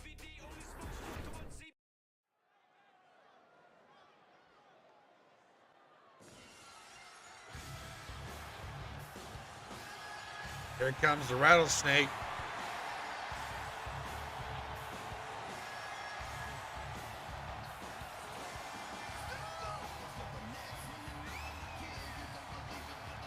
The following contest is scheduled for one fall. Making his way to the ring from Victoria, Texas. Weighing in at 252 pounds. Stone Cold Steve Austin. Yeah, Stone Cold ready to try to put some more add some extra wins to his stats.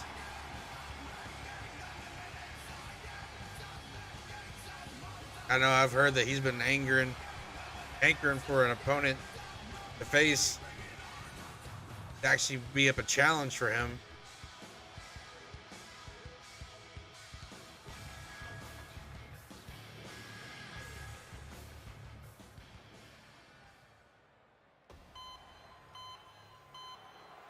Yeah, that heel turn, man. And I always liked Stone Cold as that anti-hero, but yeah, when he went full heel, I was really thrown for a loop. And his opponent from Milwaukee, Wisconsin, weighing in at 201 pounds, Tommaso Ciampa.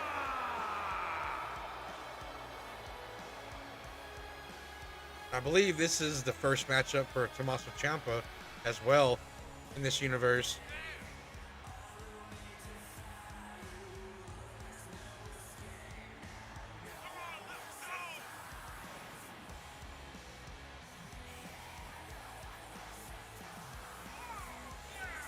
I'm kind of hating what they're doing with Ciampa now on the main roster. I saw that he's now on main event.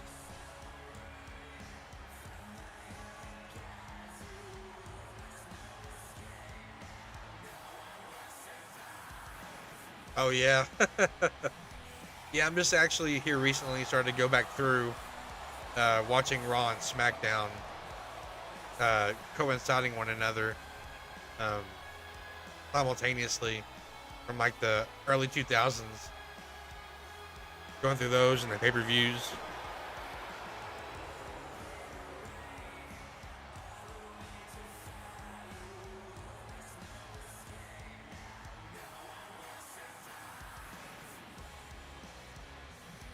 But seeing like Tommaso Ciampa, Stone Cold going up ahead of one another with both their ego and It's how ruthless they both are. Get to see how this turns out.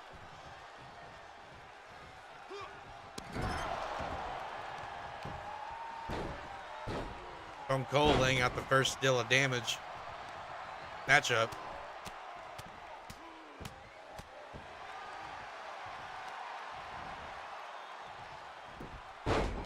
Ciampa with the reversal. Following with the net breaker. Now he's taking a turn, throwing some head strikes to Stone Cold.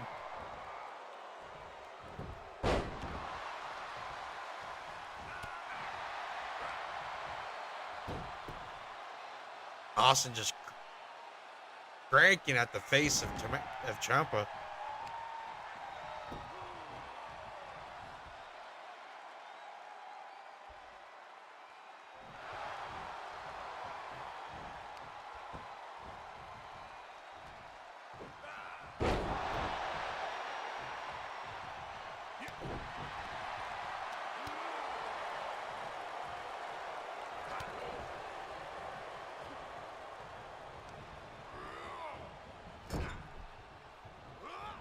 That's the thing about Ciampa too, is Ciampa is like half the size almost of Stone Cold, but yet the veracity, like the strength, the power, just the tenacity of Ciampa matches Stone Cold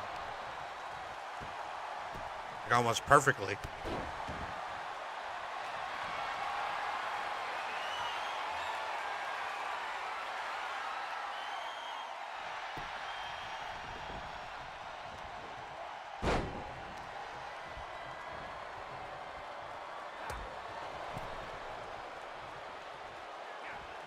Yeah, that Ciampa Gargano rivalry, it was pretty intense.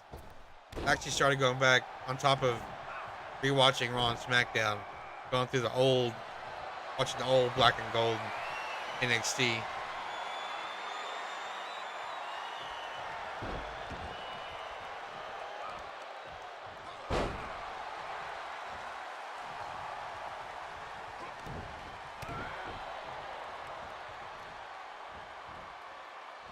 Ooh.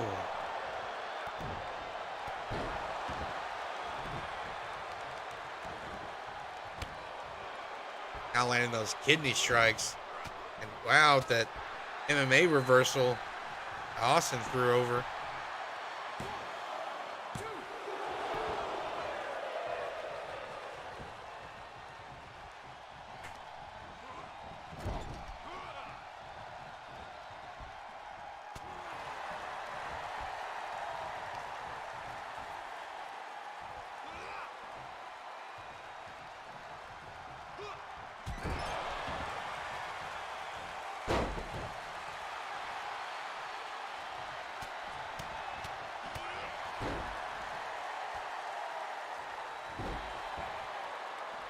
Yeah, that Performance Center match, that's pretty intense.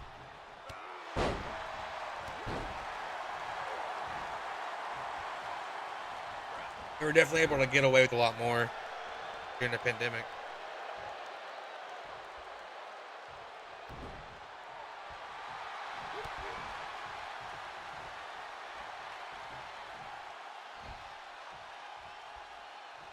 Oh! Right onto the face of Austin. I'll go for that pin attempt, which I almost thought that might have been a 3 count, but Austin able to kick out at the right time.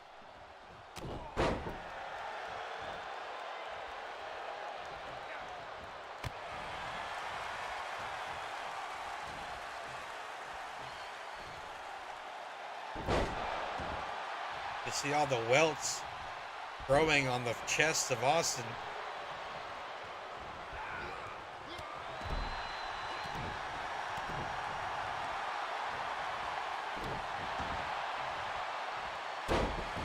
You gotta think too, that knee brace that Austin has, I'm really surprised he doesn't try to use that more to his advantage.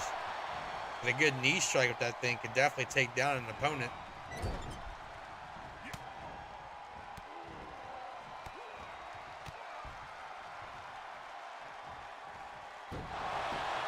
Austin gives a smack talk to Ciampa before going for the pin. Almost had a 3 count.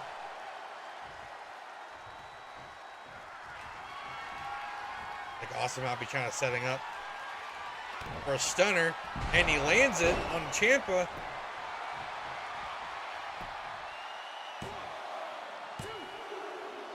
Oh, and Austin almost had a 3 count. Thought the stunner would have been it.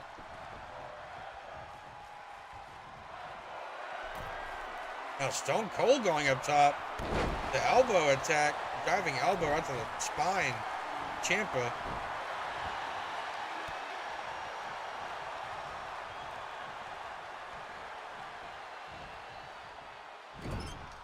I'm really surprised that even at that stunner, that Ciampa is still able to maneuver around the ring right now. This just shows how much Ciampa really wants to win this match.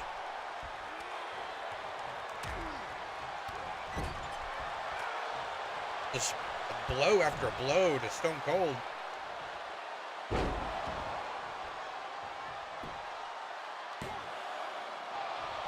Now only a 1 count on Austin.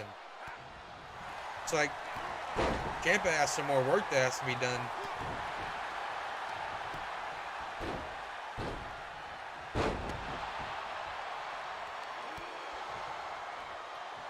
Oh, cool. How is that Evil Dead game? I've been watching some gameplay about it, but not 100% sure if I want to play it or not.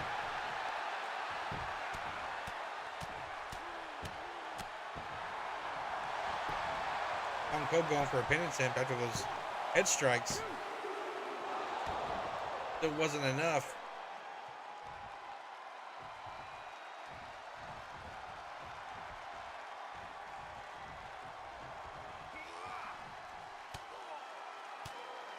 Ciampa coming in with the counter. Oh! That knee strike to Austin busted him wide open. Right at the bridge of the nose of Austin. Might even broke his nose. Guess what to see after the matchup.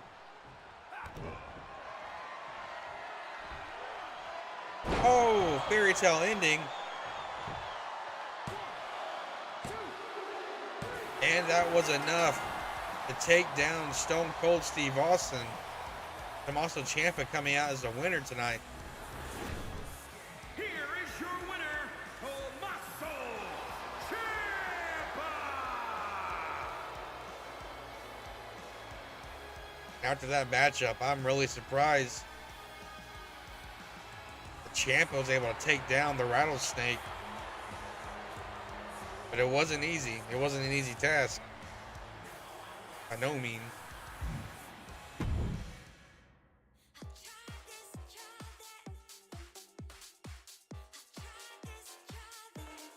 I think we might be leading into the main event tonight.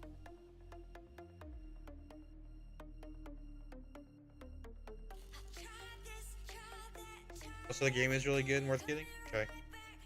I'll watch some more gameplay videos and that kind of stuff and read some reviews. And oh, this is the co-main event matchup. Adam Cole taking on Sting.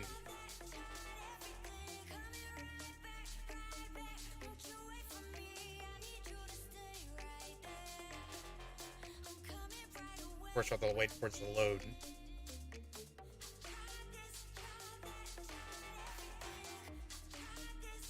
I mean, it sucks, man. Get all this downloaded content. I especially feel like, you know, like I'm playing on a PC, but even playing on next gen console, like the load times should not be this bad. I'm guessing it's just a 2K thing. Like, thanks for stuff, man.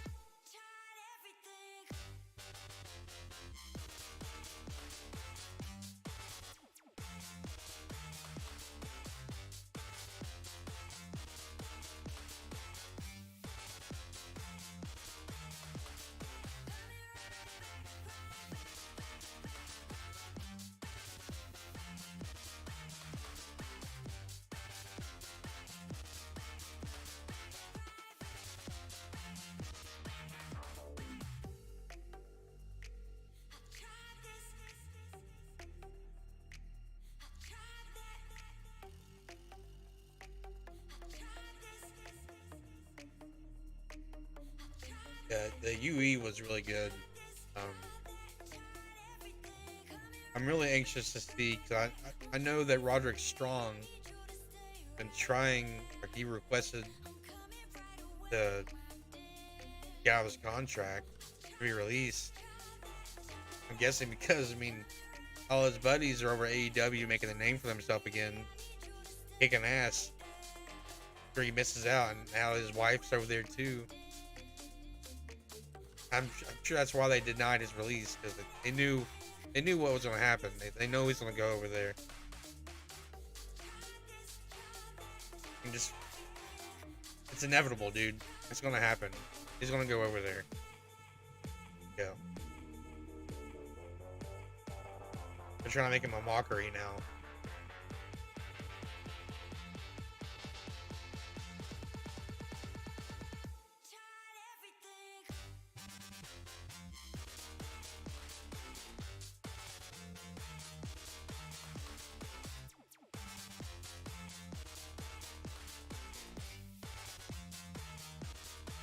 I will say though, with the Undisputed Era having broken up, I do think the way they went about it though, at least, was kind of made sense.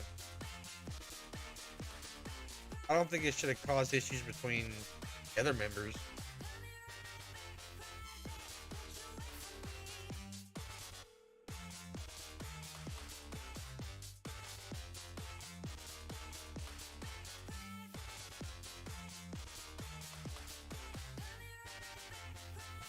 Almost loaded up too.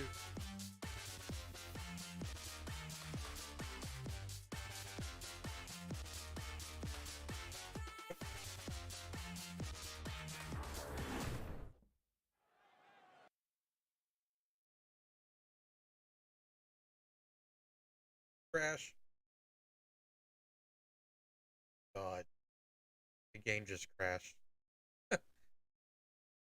Oh.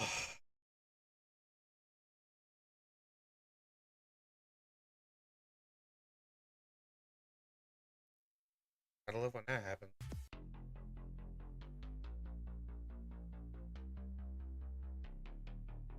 Matches left too.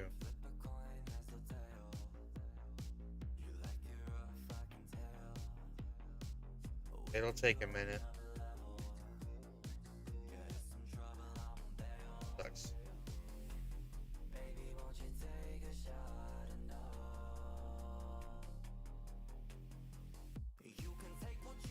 I gotta wait for it to sync back up to Steam, then load everything.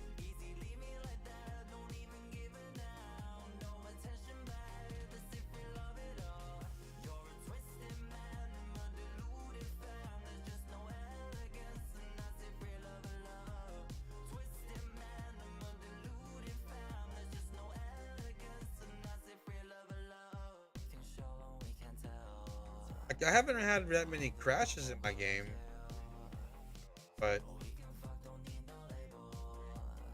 I guess it was my fault, because as soon as the loading finishing up, as I swapped over, I moved over to Streamlabs so I can change the screen. I guess that maybe that caused it to crash. I don't know.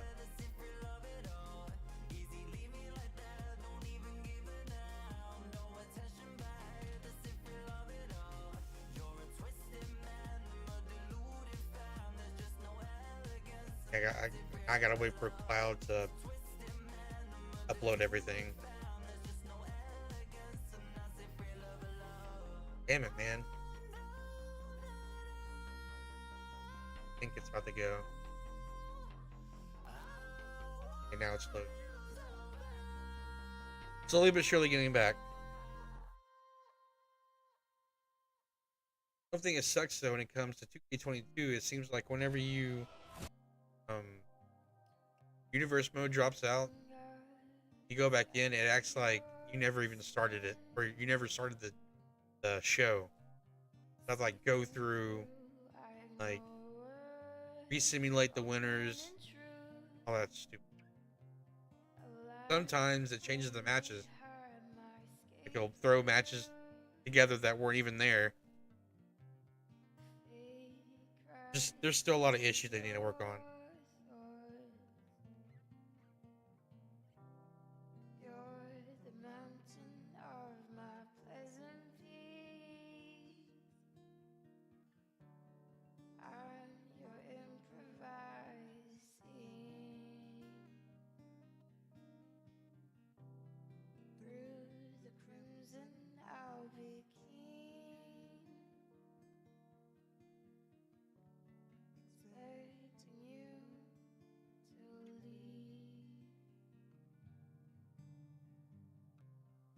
It's Becky Lynch and Britt Baker.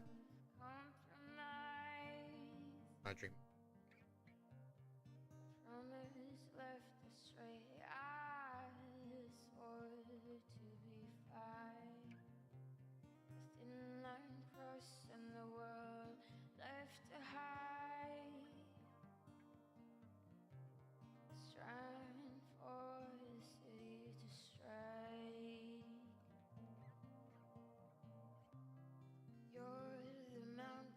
Of course, the main screen is still loading.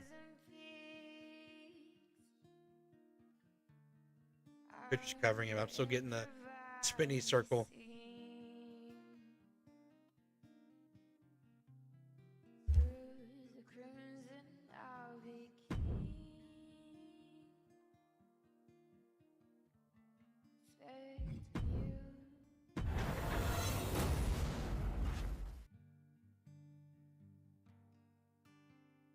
Yeah, I'll make it happen.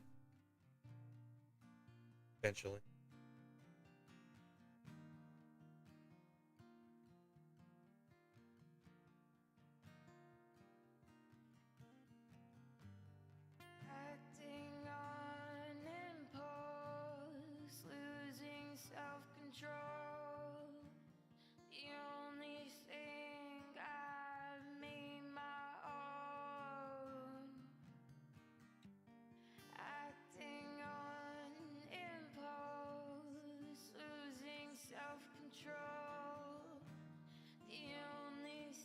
Waiting to see the reason why it's taken so long to load is because they got rid of all the matches.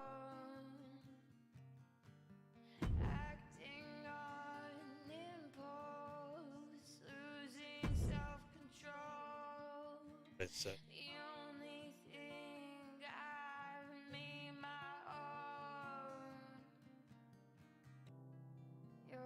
either they'll kick it off back to the beginning and I'll have to simulate everything up until where we were at.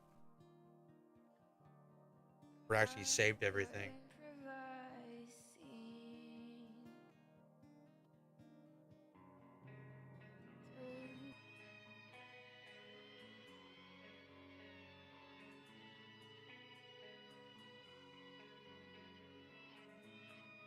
There's the loads.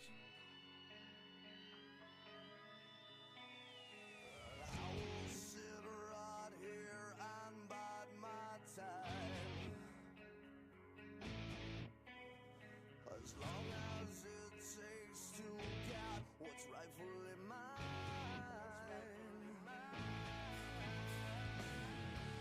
And I won't be denied, 'cause all I've got left is my pride.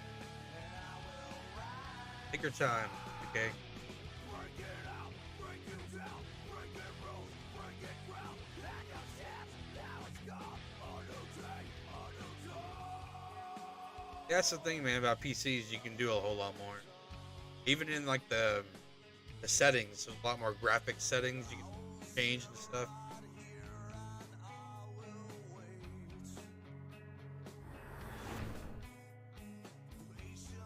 Yeah, so I have to re-simulate it.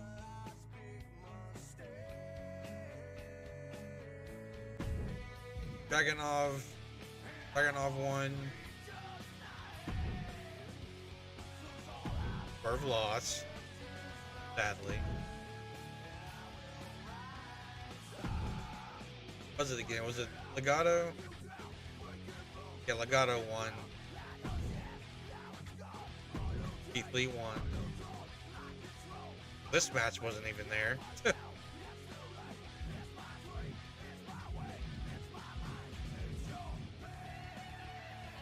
What was that matchup? Right after Keith Lee and Sami Zayn. I'll have to fix that.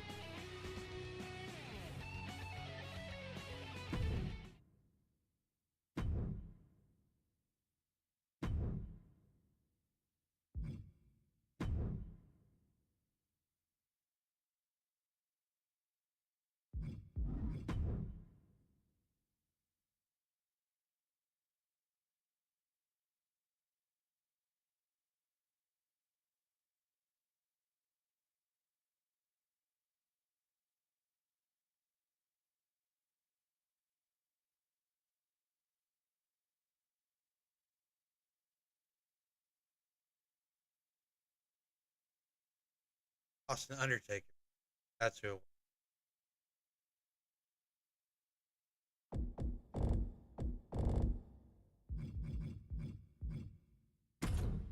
Taker.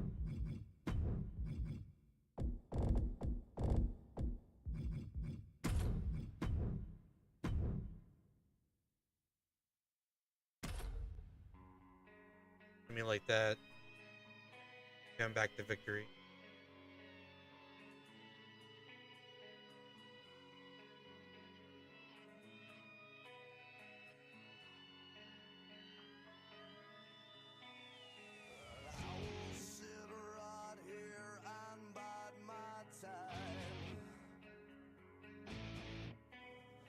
As long as it takes to get what's rightfully mine.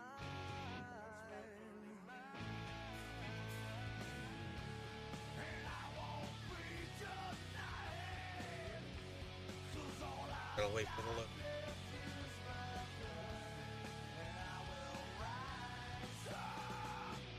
break it out, break it down, break it rules, break it ground. Like a shit, now it's gone. A new day, a new dawn.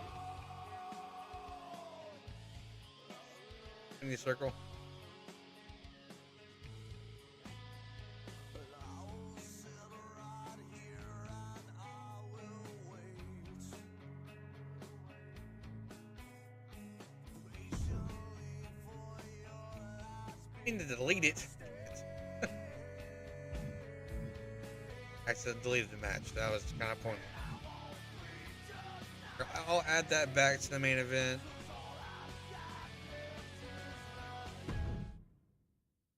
Bring it back. Still gets a count.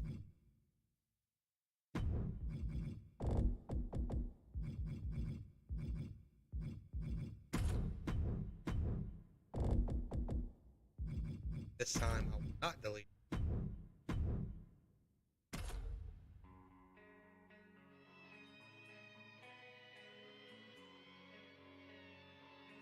So after the main event between Cody Rhodes and Triple H, I'll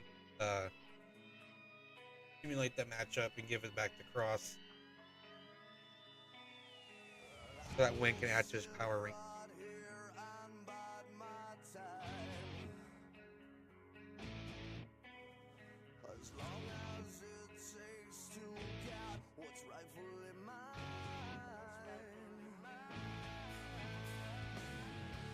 And I won't be denied. 'Cause all I've got left is my Oh, load times.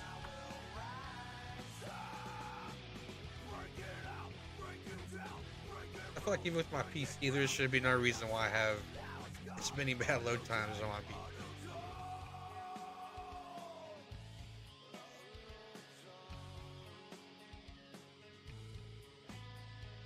I'll sit right here and I will wait. There we go.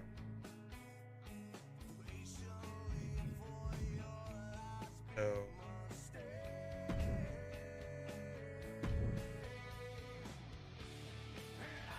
Alexa won. Also won. This is where we left off. Okay.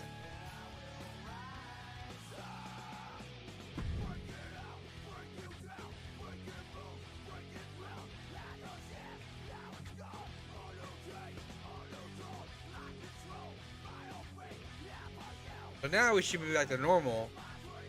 Of course, now we have to wait for this match to load back up. I'll go ahead and swap over my screen. Okay, it doesn't do that again.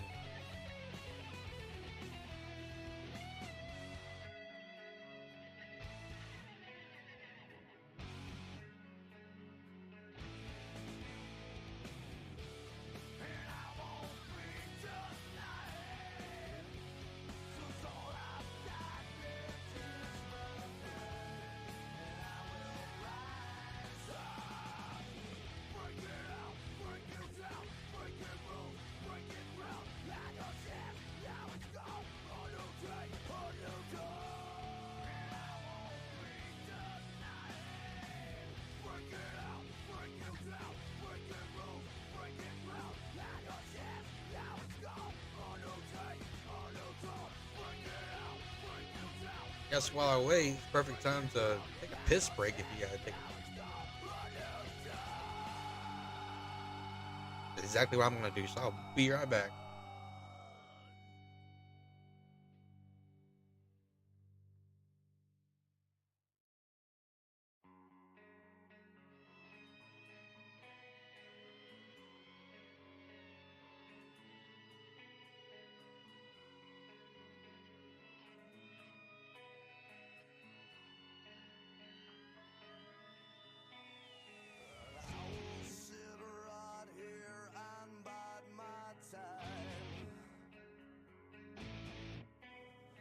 As long as it takes to get what's rightfully mine.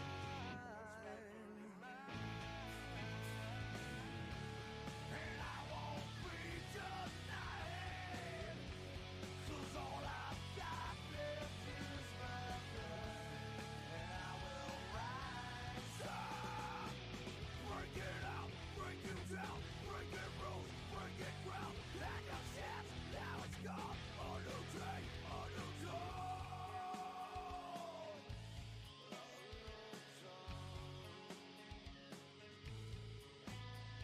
And I will sit right here and I will wait patiently for your last big mistake.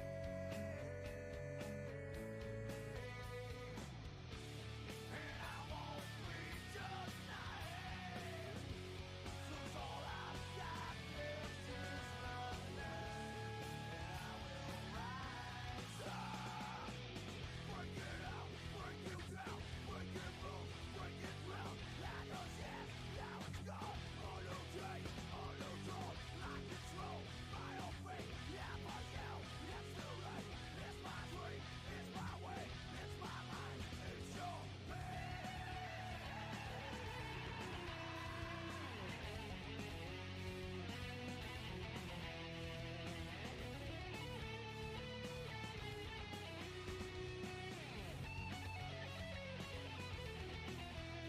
Alright, I'm back. Looks like we're already loaded up too, so perfect timing.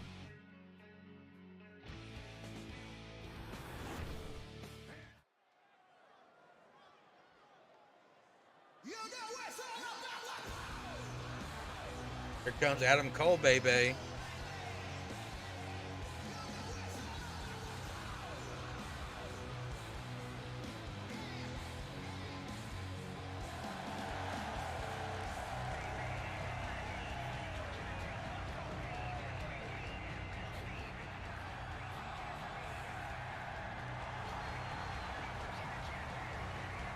I wish the first. following contest is scheduled for one fall. Making his way to the ring from Panama City, Florida. Weighing in at 188 pounds, Adam Cole. I really wish the person who added this song for me to upload made the crowd volume a little bit higher, because they actually chime in, but they're not as loud.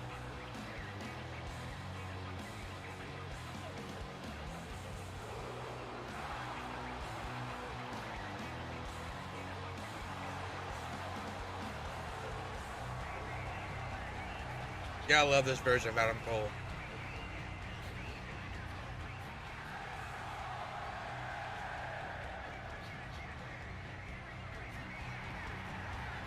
Yeah, the Sting in this universe is also like the '98 version of Sting, except I also made his secondary attire, the one you'll see now, kind of like a flashback to his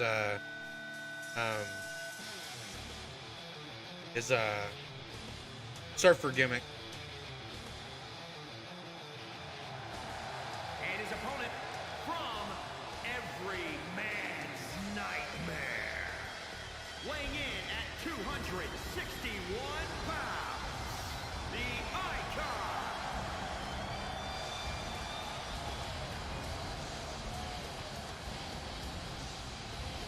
Here comes Sting. Sting actually also had a matchup against The Rock last week, I believe, where Sting came out on top. defeated The Rock, if memory serves correct. That's one thing I need to do is write down past matchups and stuff so I can remember some of this stuff.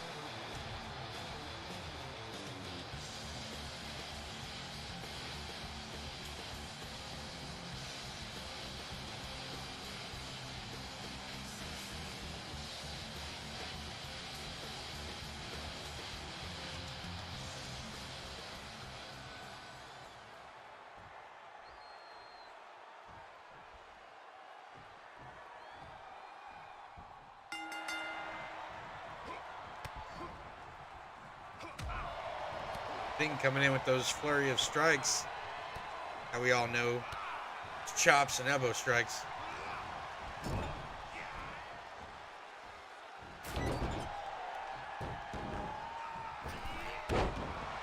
Springboard moonsault.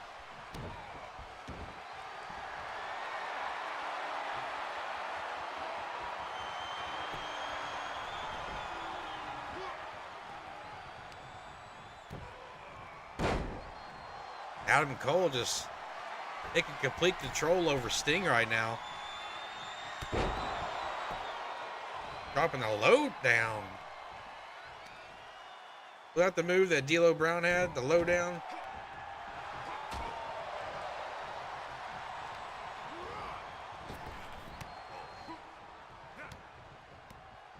Yeah, I agree, man. I feel like Vince was really trying to basically bury the idea of Sting. I feel like it was kind of like a, almost like an homage of WCW, like him basically destroying WCW, and with Sting being the icon of WCW, I think it was more of a statement that he was trying to make. Because in reality, yeah, Sting should have won all of those matches.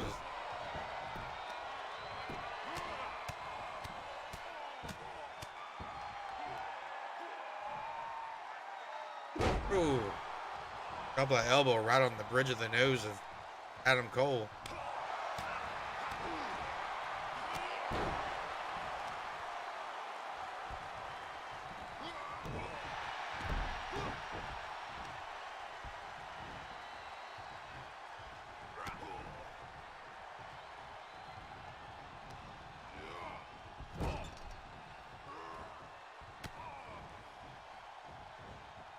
Oh, now the left eyebrow has been gashed open by Sting.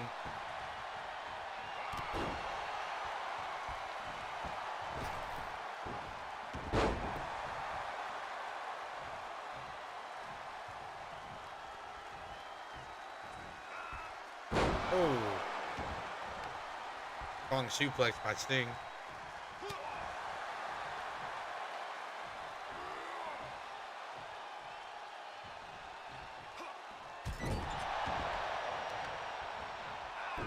Sting is just trying to take every advantage he can to dismantle Adam Cole.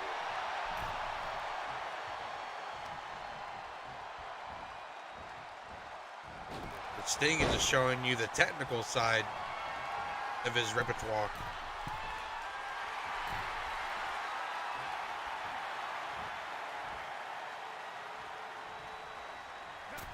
Oh, looks like Sting kind of lost the trajectory of his attack.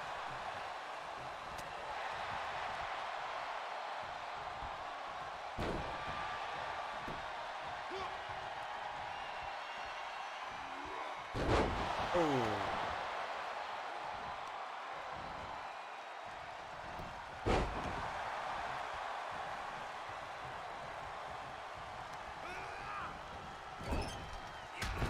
The Stinger splash onto Adam Cole. Not going for a pin attempt.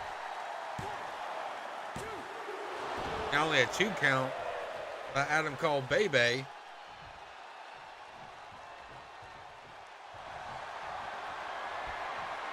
Now trying to get that Scorpion Deathlock right in the center of the ring. Sting gonna make Adam Cole tap out. And no! Adam Cole able to counter Sting's Scorpion Deathlock.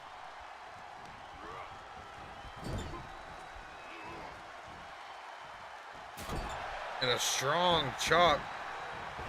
And another springboard moonsault by Adam Cole. Now working on the kidneys of Sting. Missed that diving knee. Being able to get out of the way just in the nick of time. Sting dropping Adam Cole back on his face. Again on that top turnbuckle pad.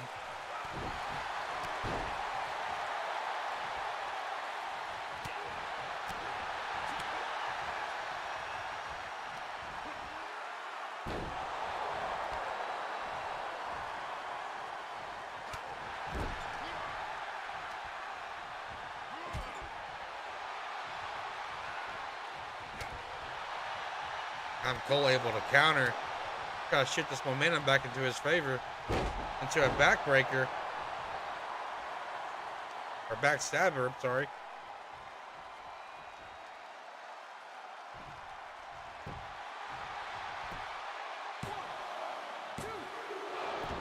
Just a 2 count by Adam Cole.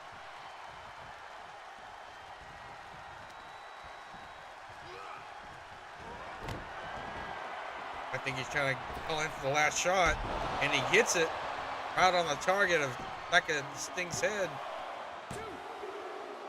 Oh, and only is still a 2 count. Adam Cole's trying to figure out what he's going to have to do to take Sting down. And now Sting being busted open.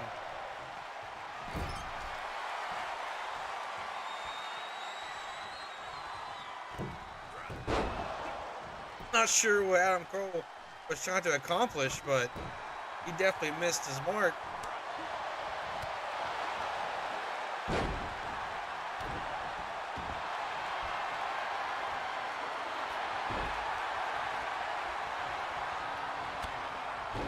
Sting landing a terrible knee shot, the bridge of the skull.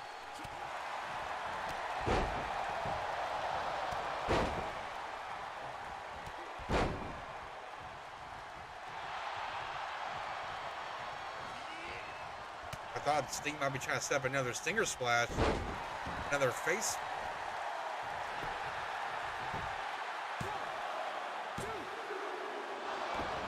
So just a 2 count by Sting.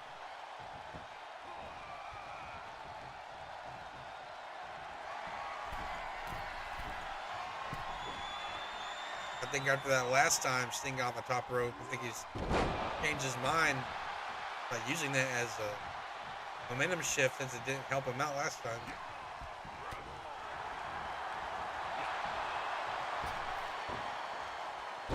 Oh!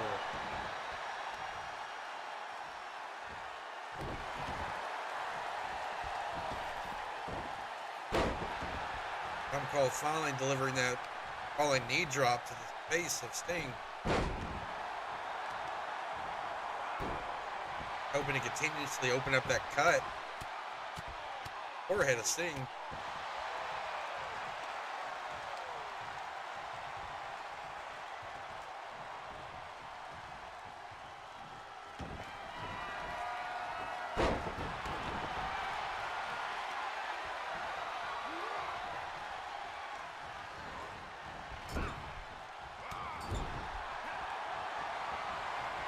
Looks like Adam Cole's trying to set Stinger for the Panama Sunrise. And it connects.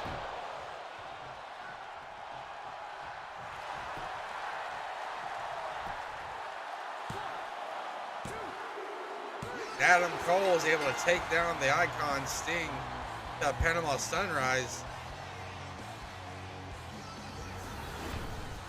Here is your winner, Adam Cole.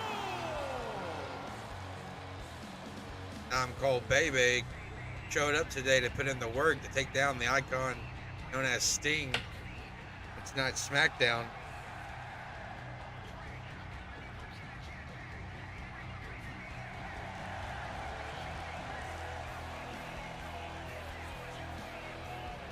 That was a great co-main event matchup.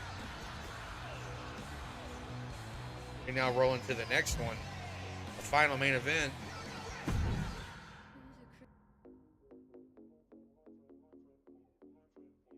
Cody Rhodes taking on Triple H. If you're new to this universe, Triple H is actually the leader of the Outsiders, with Kevin Nash, Scott Hall, and Shawn Michaels as the Outsiders faction.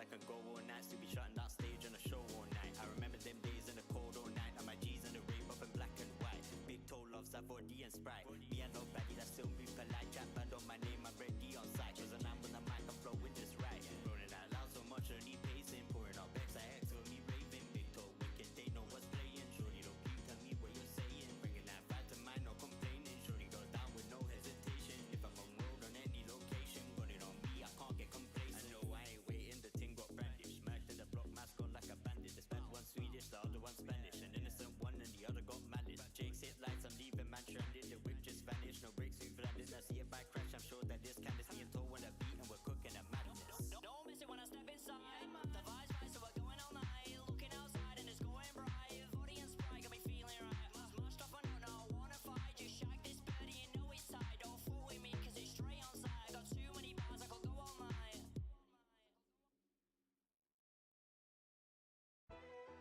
Damn, Jam, this shit a vibe.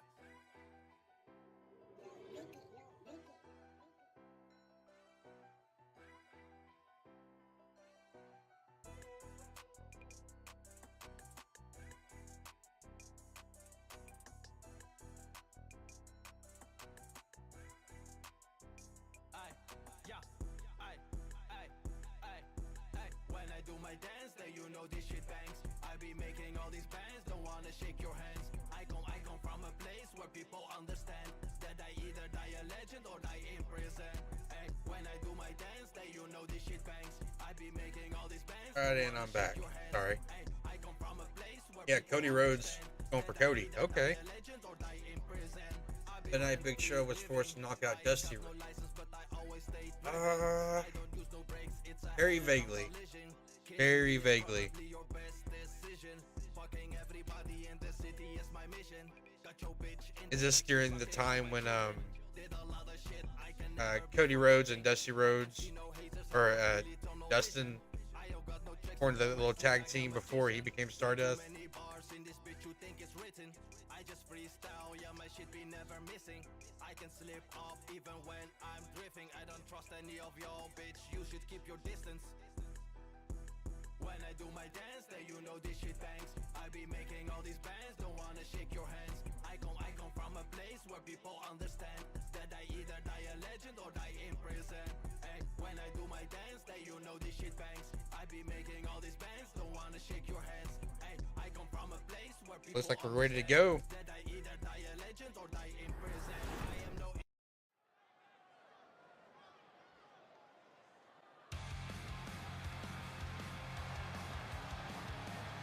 Here comes the American Nightmare, Cody Rhodes.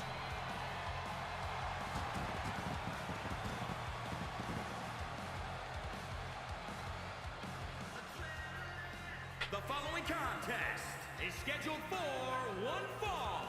Making his way to the ring from Atlanta, Georgia, weighing in at 239 pounds, the All-American Nightmare, Cody Rhodes.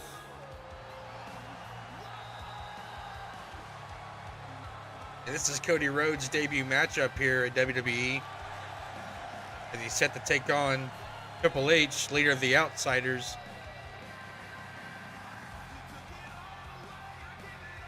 Triple H was told to leave his members of the Outsiders, Scott Hall, Kevin Nash, Shawn Michaels, backstage. This was going to be strictly a one-on-one matchup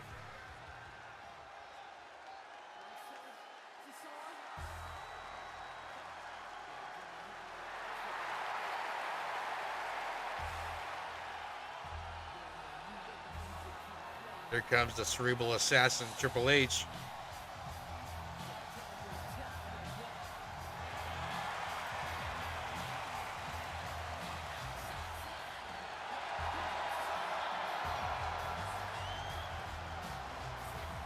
And his opponent, representing the Outsiders, from Greenwich, Connecticut, weighing in at 255 pounds, the King, Triple H!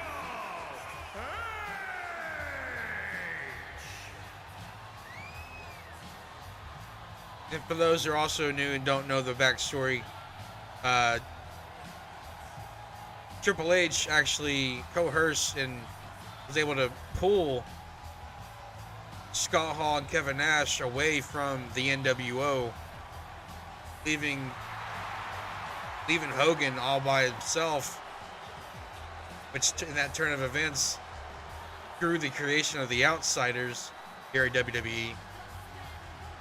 Shawn Michaels deciding to join up as well, forming their own little clique.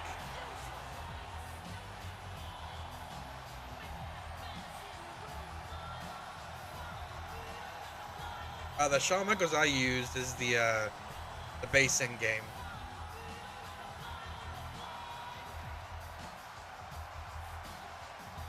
I thought about later on if we ever did like a hair versus hair match or something like that, switching Triple H over to the modern Triple H, or vice versa for Shawn Michaels.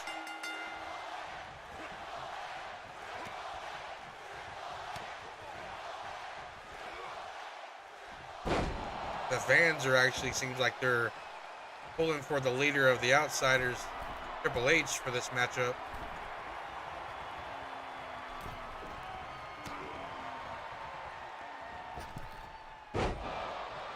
Gonna go for that springboard roundhouse kick, but Triple H able to counter it.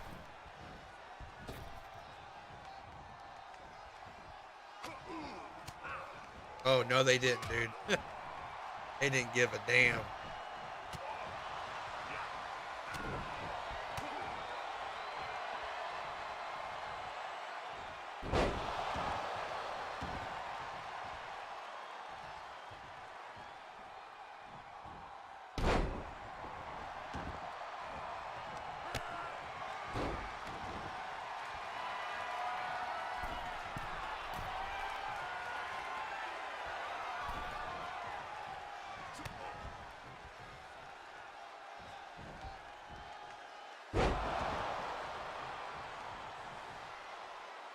But Rhodes in that side effect slam. Triple H now throwing a powerful suplex. And a diving elbow drop across the sternum. Triple H.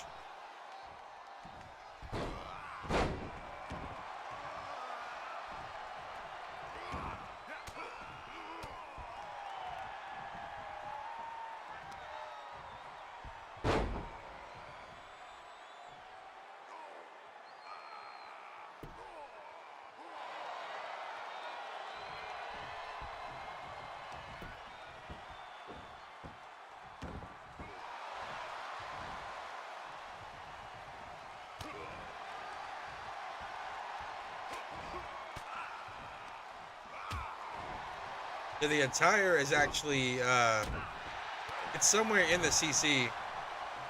I don't remember the creator's name, but he actually made an Outsider. That's where I got the idea from this guy.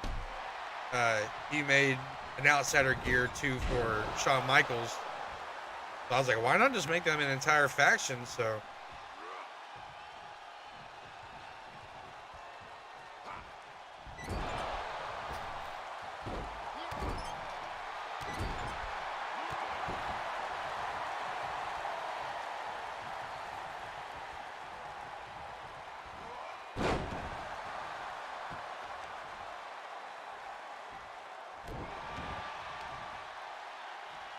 Cody Rhodes now trying to dismantle Triple H, break him down limb by limb, trying to destroy that left elbow.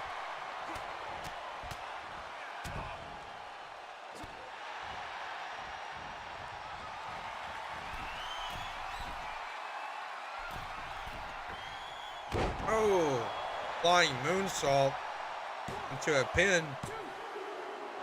And almost grabbed the win this main event.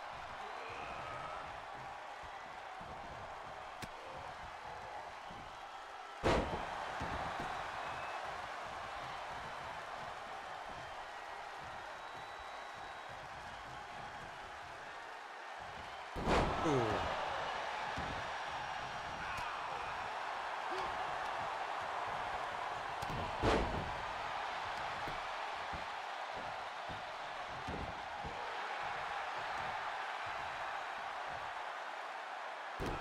And now Triple H trying to break down the elbows of Cody Rhodes in Payback.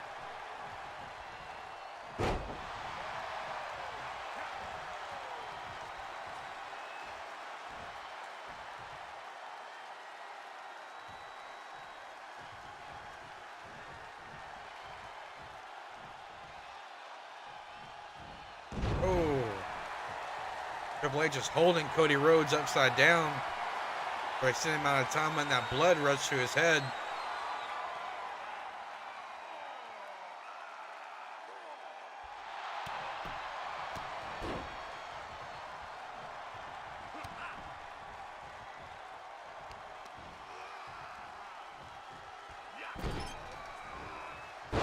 Cody just pounding Triple H's back off that turnbuckle pad. But Triple H going to the top rope now. Oh, but he missed.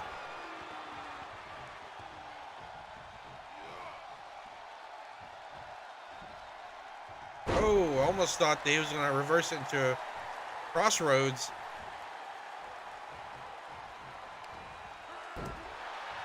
Triple H with that jawbreaker. Cody came with the counter.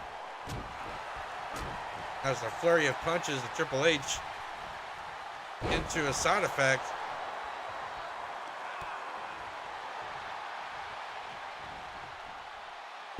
Oh, atomic drop onto Triple H.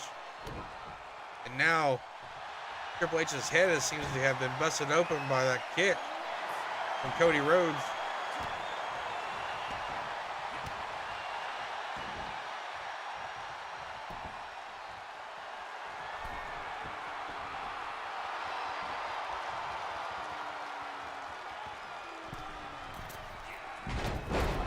Oh, right to a body drop. Body splash.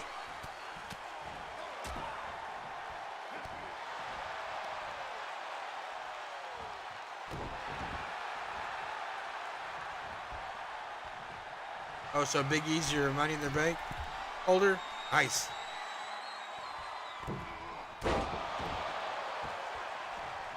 When you do your universe, you do did you let the computer play one another, or do you play it too? And there he hit the crossroads on Triple H. Rhodes going for the pin.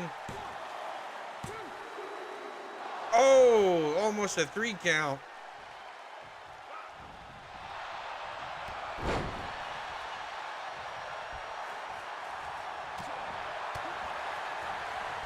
Triple H able to shift this momentum back into his own favor. And he's setting Rhodes up for possible pedigree.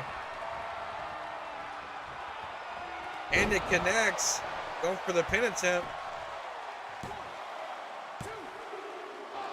And only a 2 count by Triple H, too. Both have landed their finishers and only got a 2 count on one another. Oh, but he came with that low kick. I don't know if he meant to hit him in the crotch.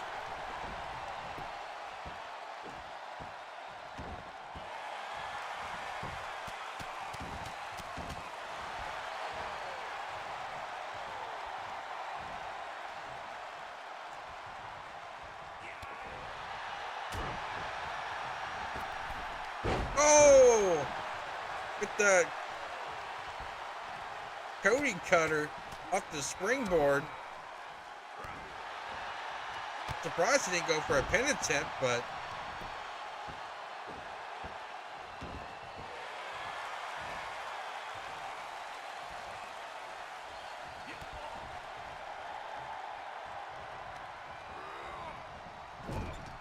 Triple H being thrown into the corner, but Triple H able to counter.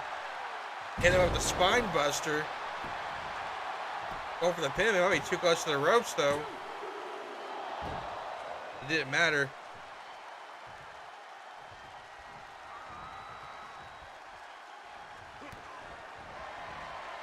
Going for another pedigree attempt. Now, Cody being hit with 2 pedigrees. And still only a 2 count. 2 pedigrees onto Cody Rhodes and still only landed 2 count out, or 2 counts to 2. And now Cody's busted open after those flurry of clubbing strikes by Triple H. I think Triple H has got to the point where he's fed up with the American Nightmare.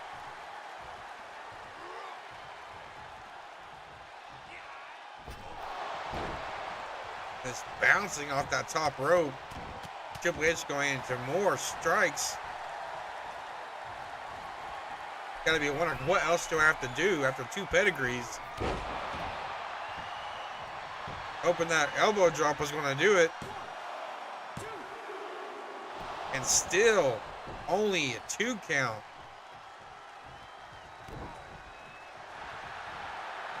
Cody Rhodes showing shades of his father with Dusty Rhodes, this tenacity.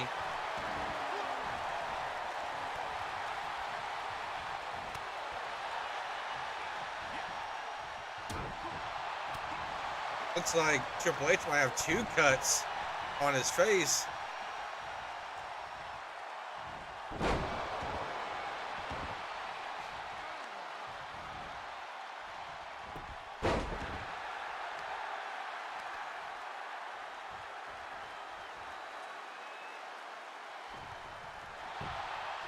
Cody coming with the pin attempt.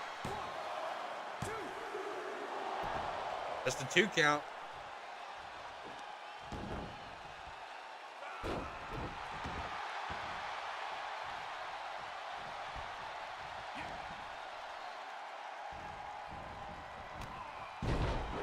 That little ripcord lariat.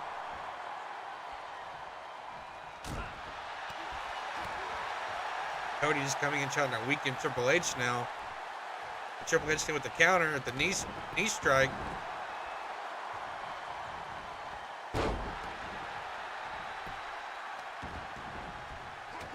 Now Cody with that reversal. Triple H was trying to go back in for those mounted strikes. Now he's back again with those elbow attacks.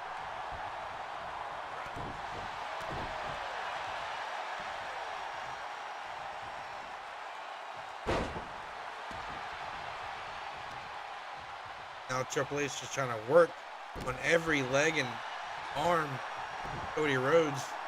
Try to wear him, break him down limb by limb.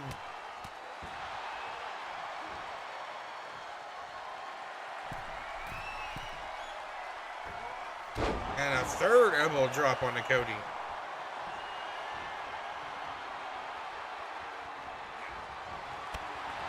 Cody able to reverse that potential pedigree. Alabama slam.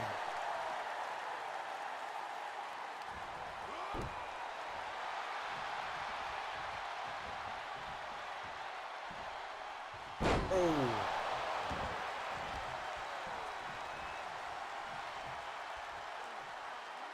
Another spine buster by Triple H. In for a pin. And it was enough.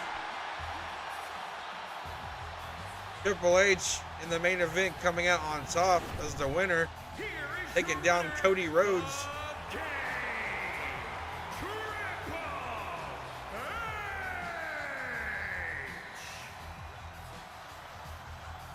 What a main event we had today for SmackDown.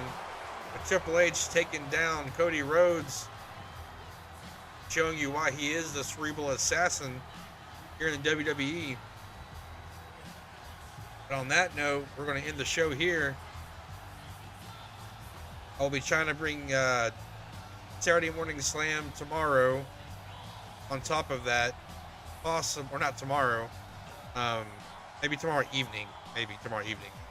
Do Saturday Morning Slam Then Monday, we'll do the Money in the Bank pay-per-view, followed by Raw, following Money in the Bank. So I hope to see you guys there. So hopefully tomorrow, probably tomorrow evening. So just stand by. I'll post on Twitter. You can follow me on Twitter as Nomadic Saiyan there. I'll post probably within an hour or two beforehand to let you guys know, and I'll start streaming. But see you guys showing up, hanging out, enjoying the show. I'll see you guys later. Peace.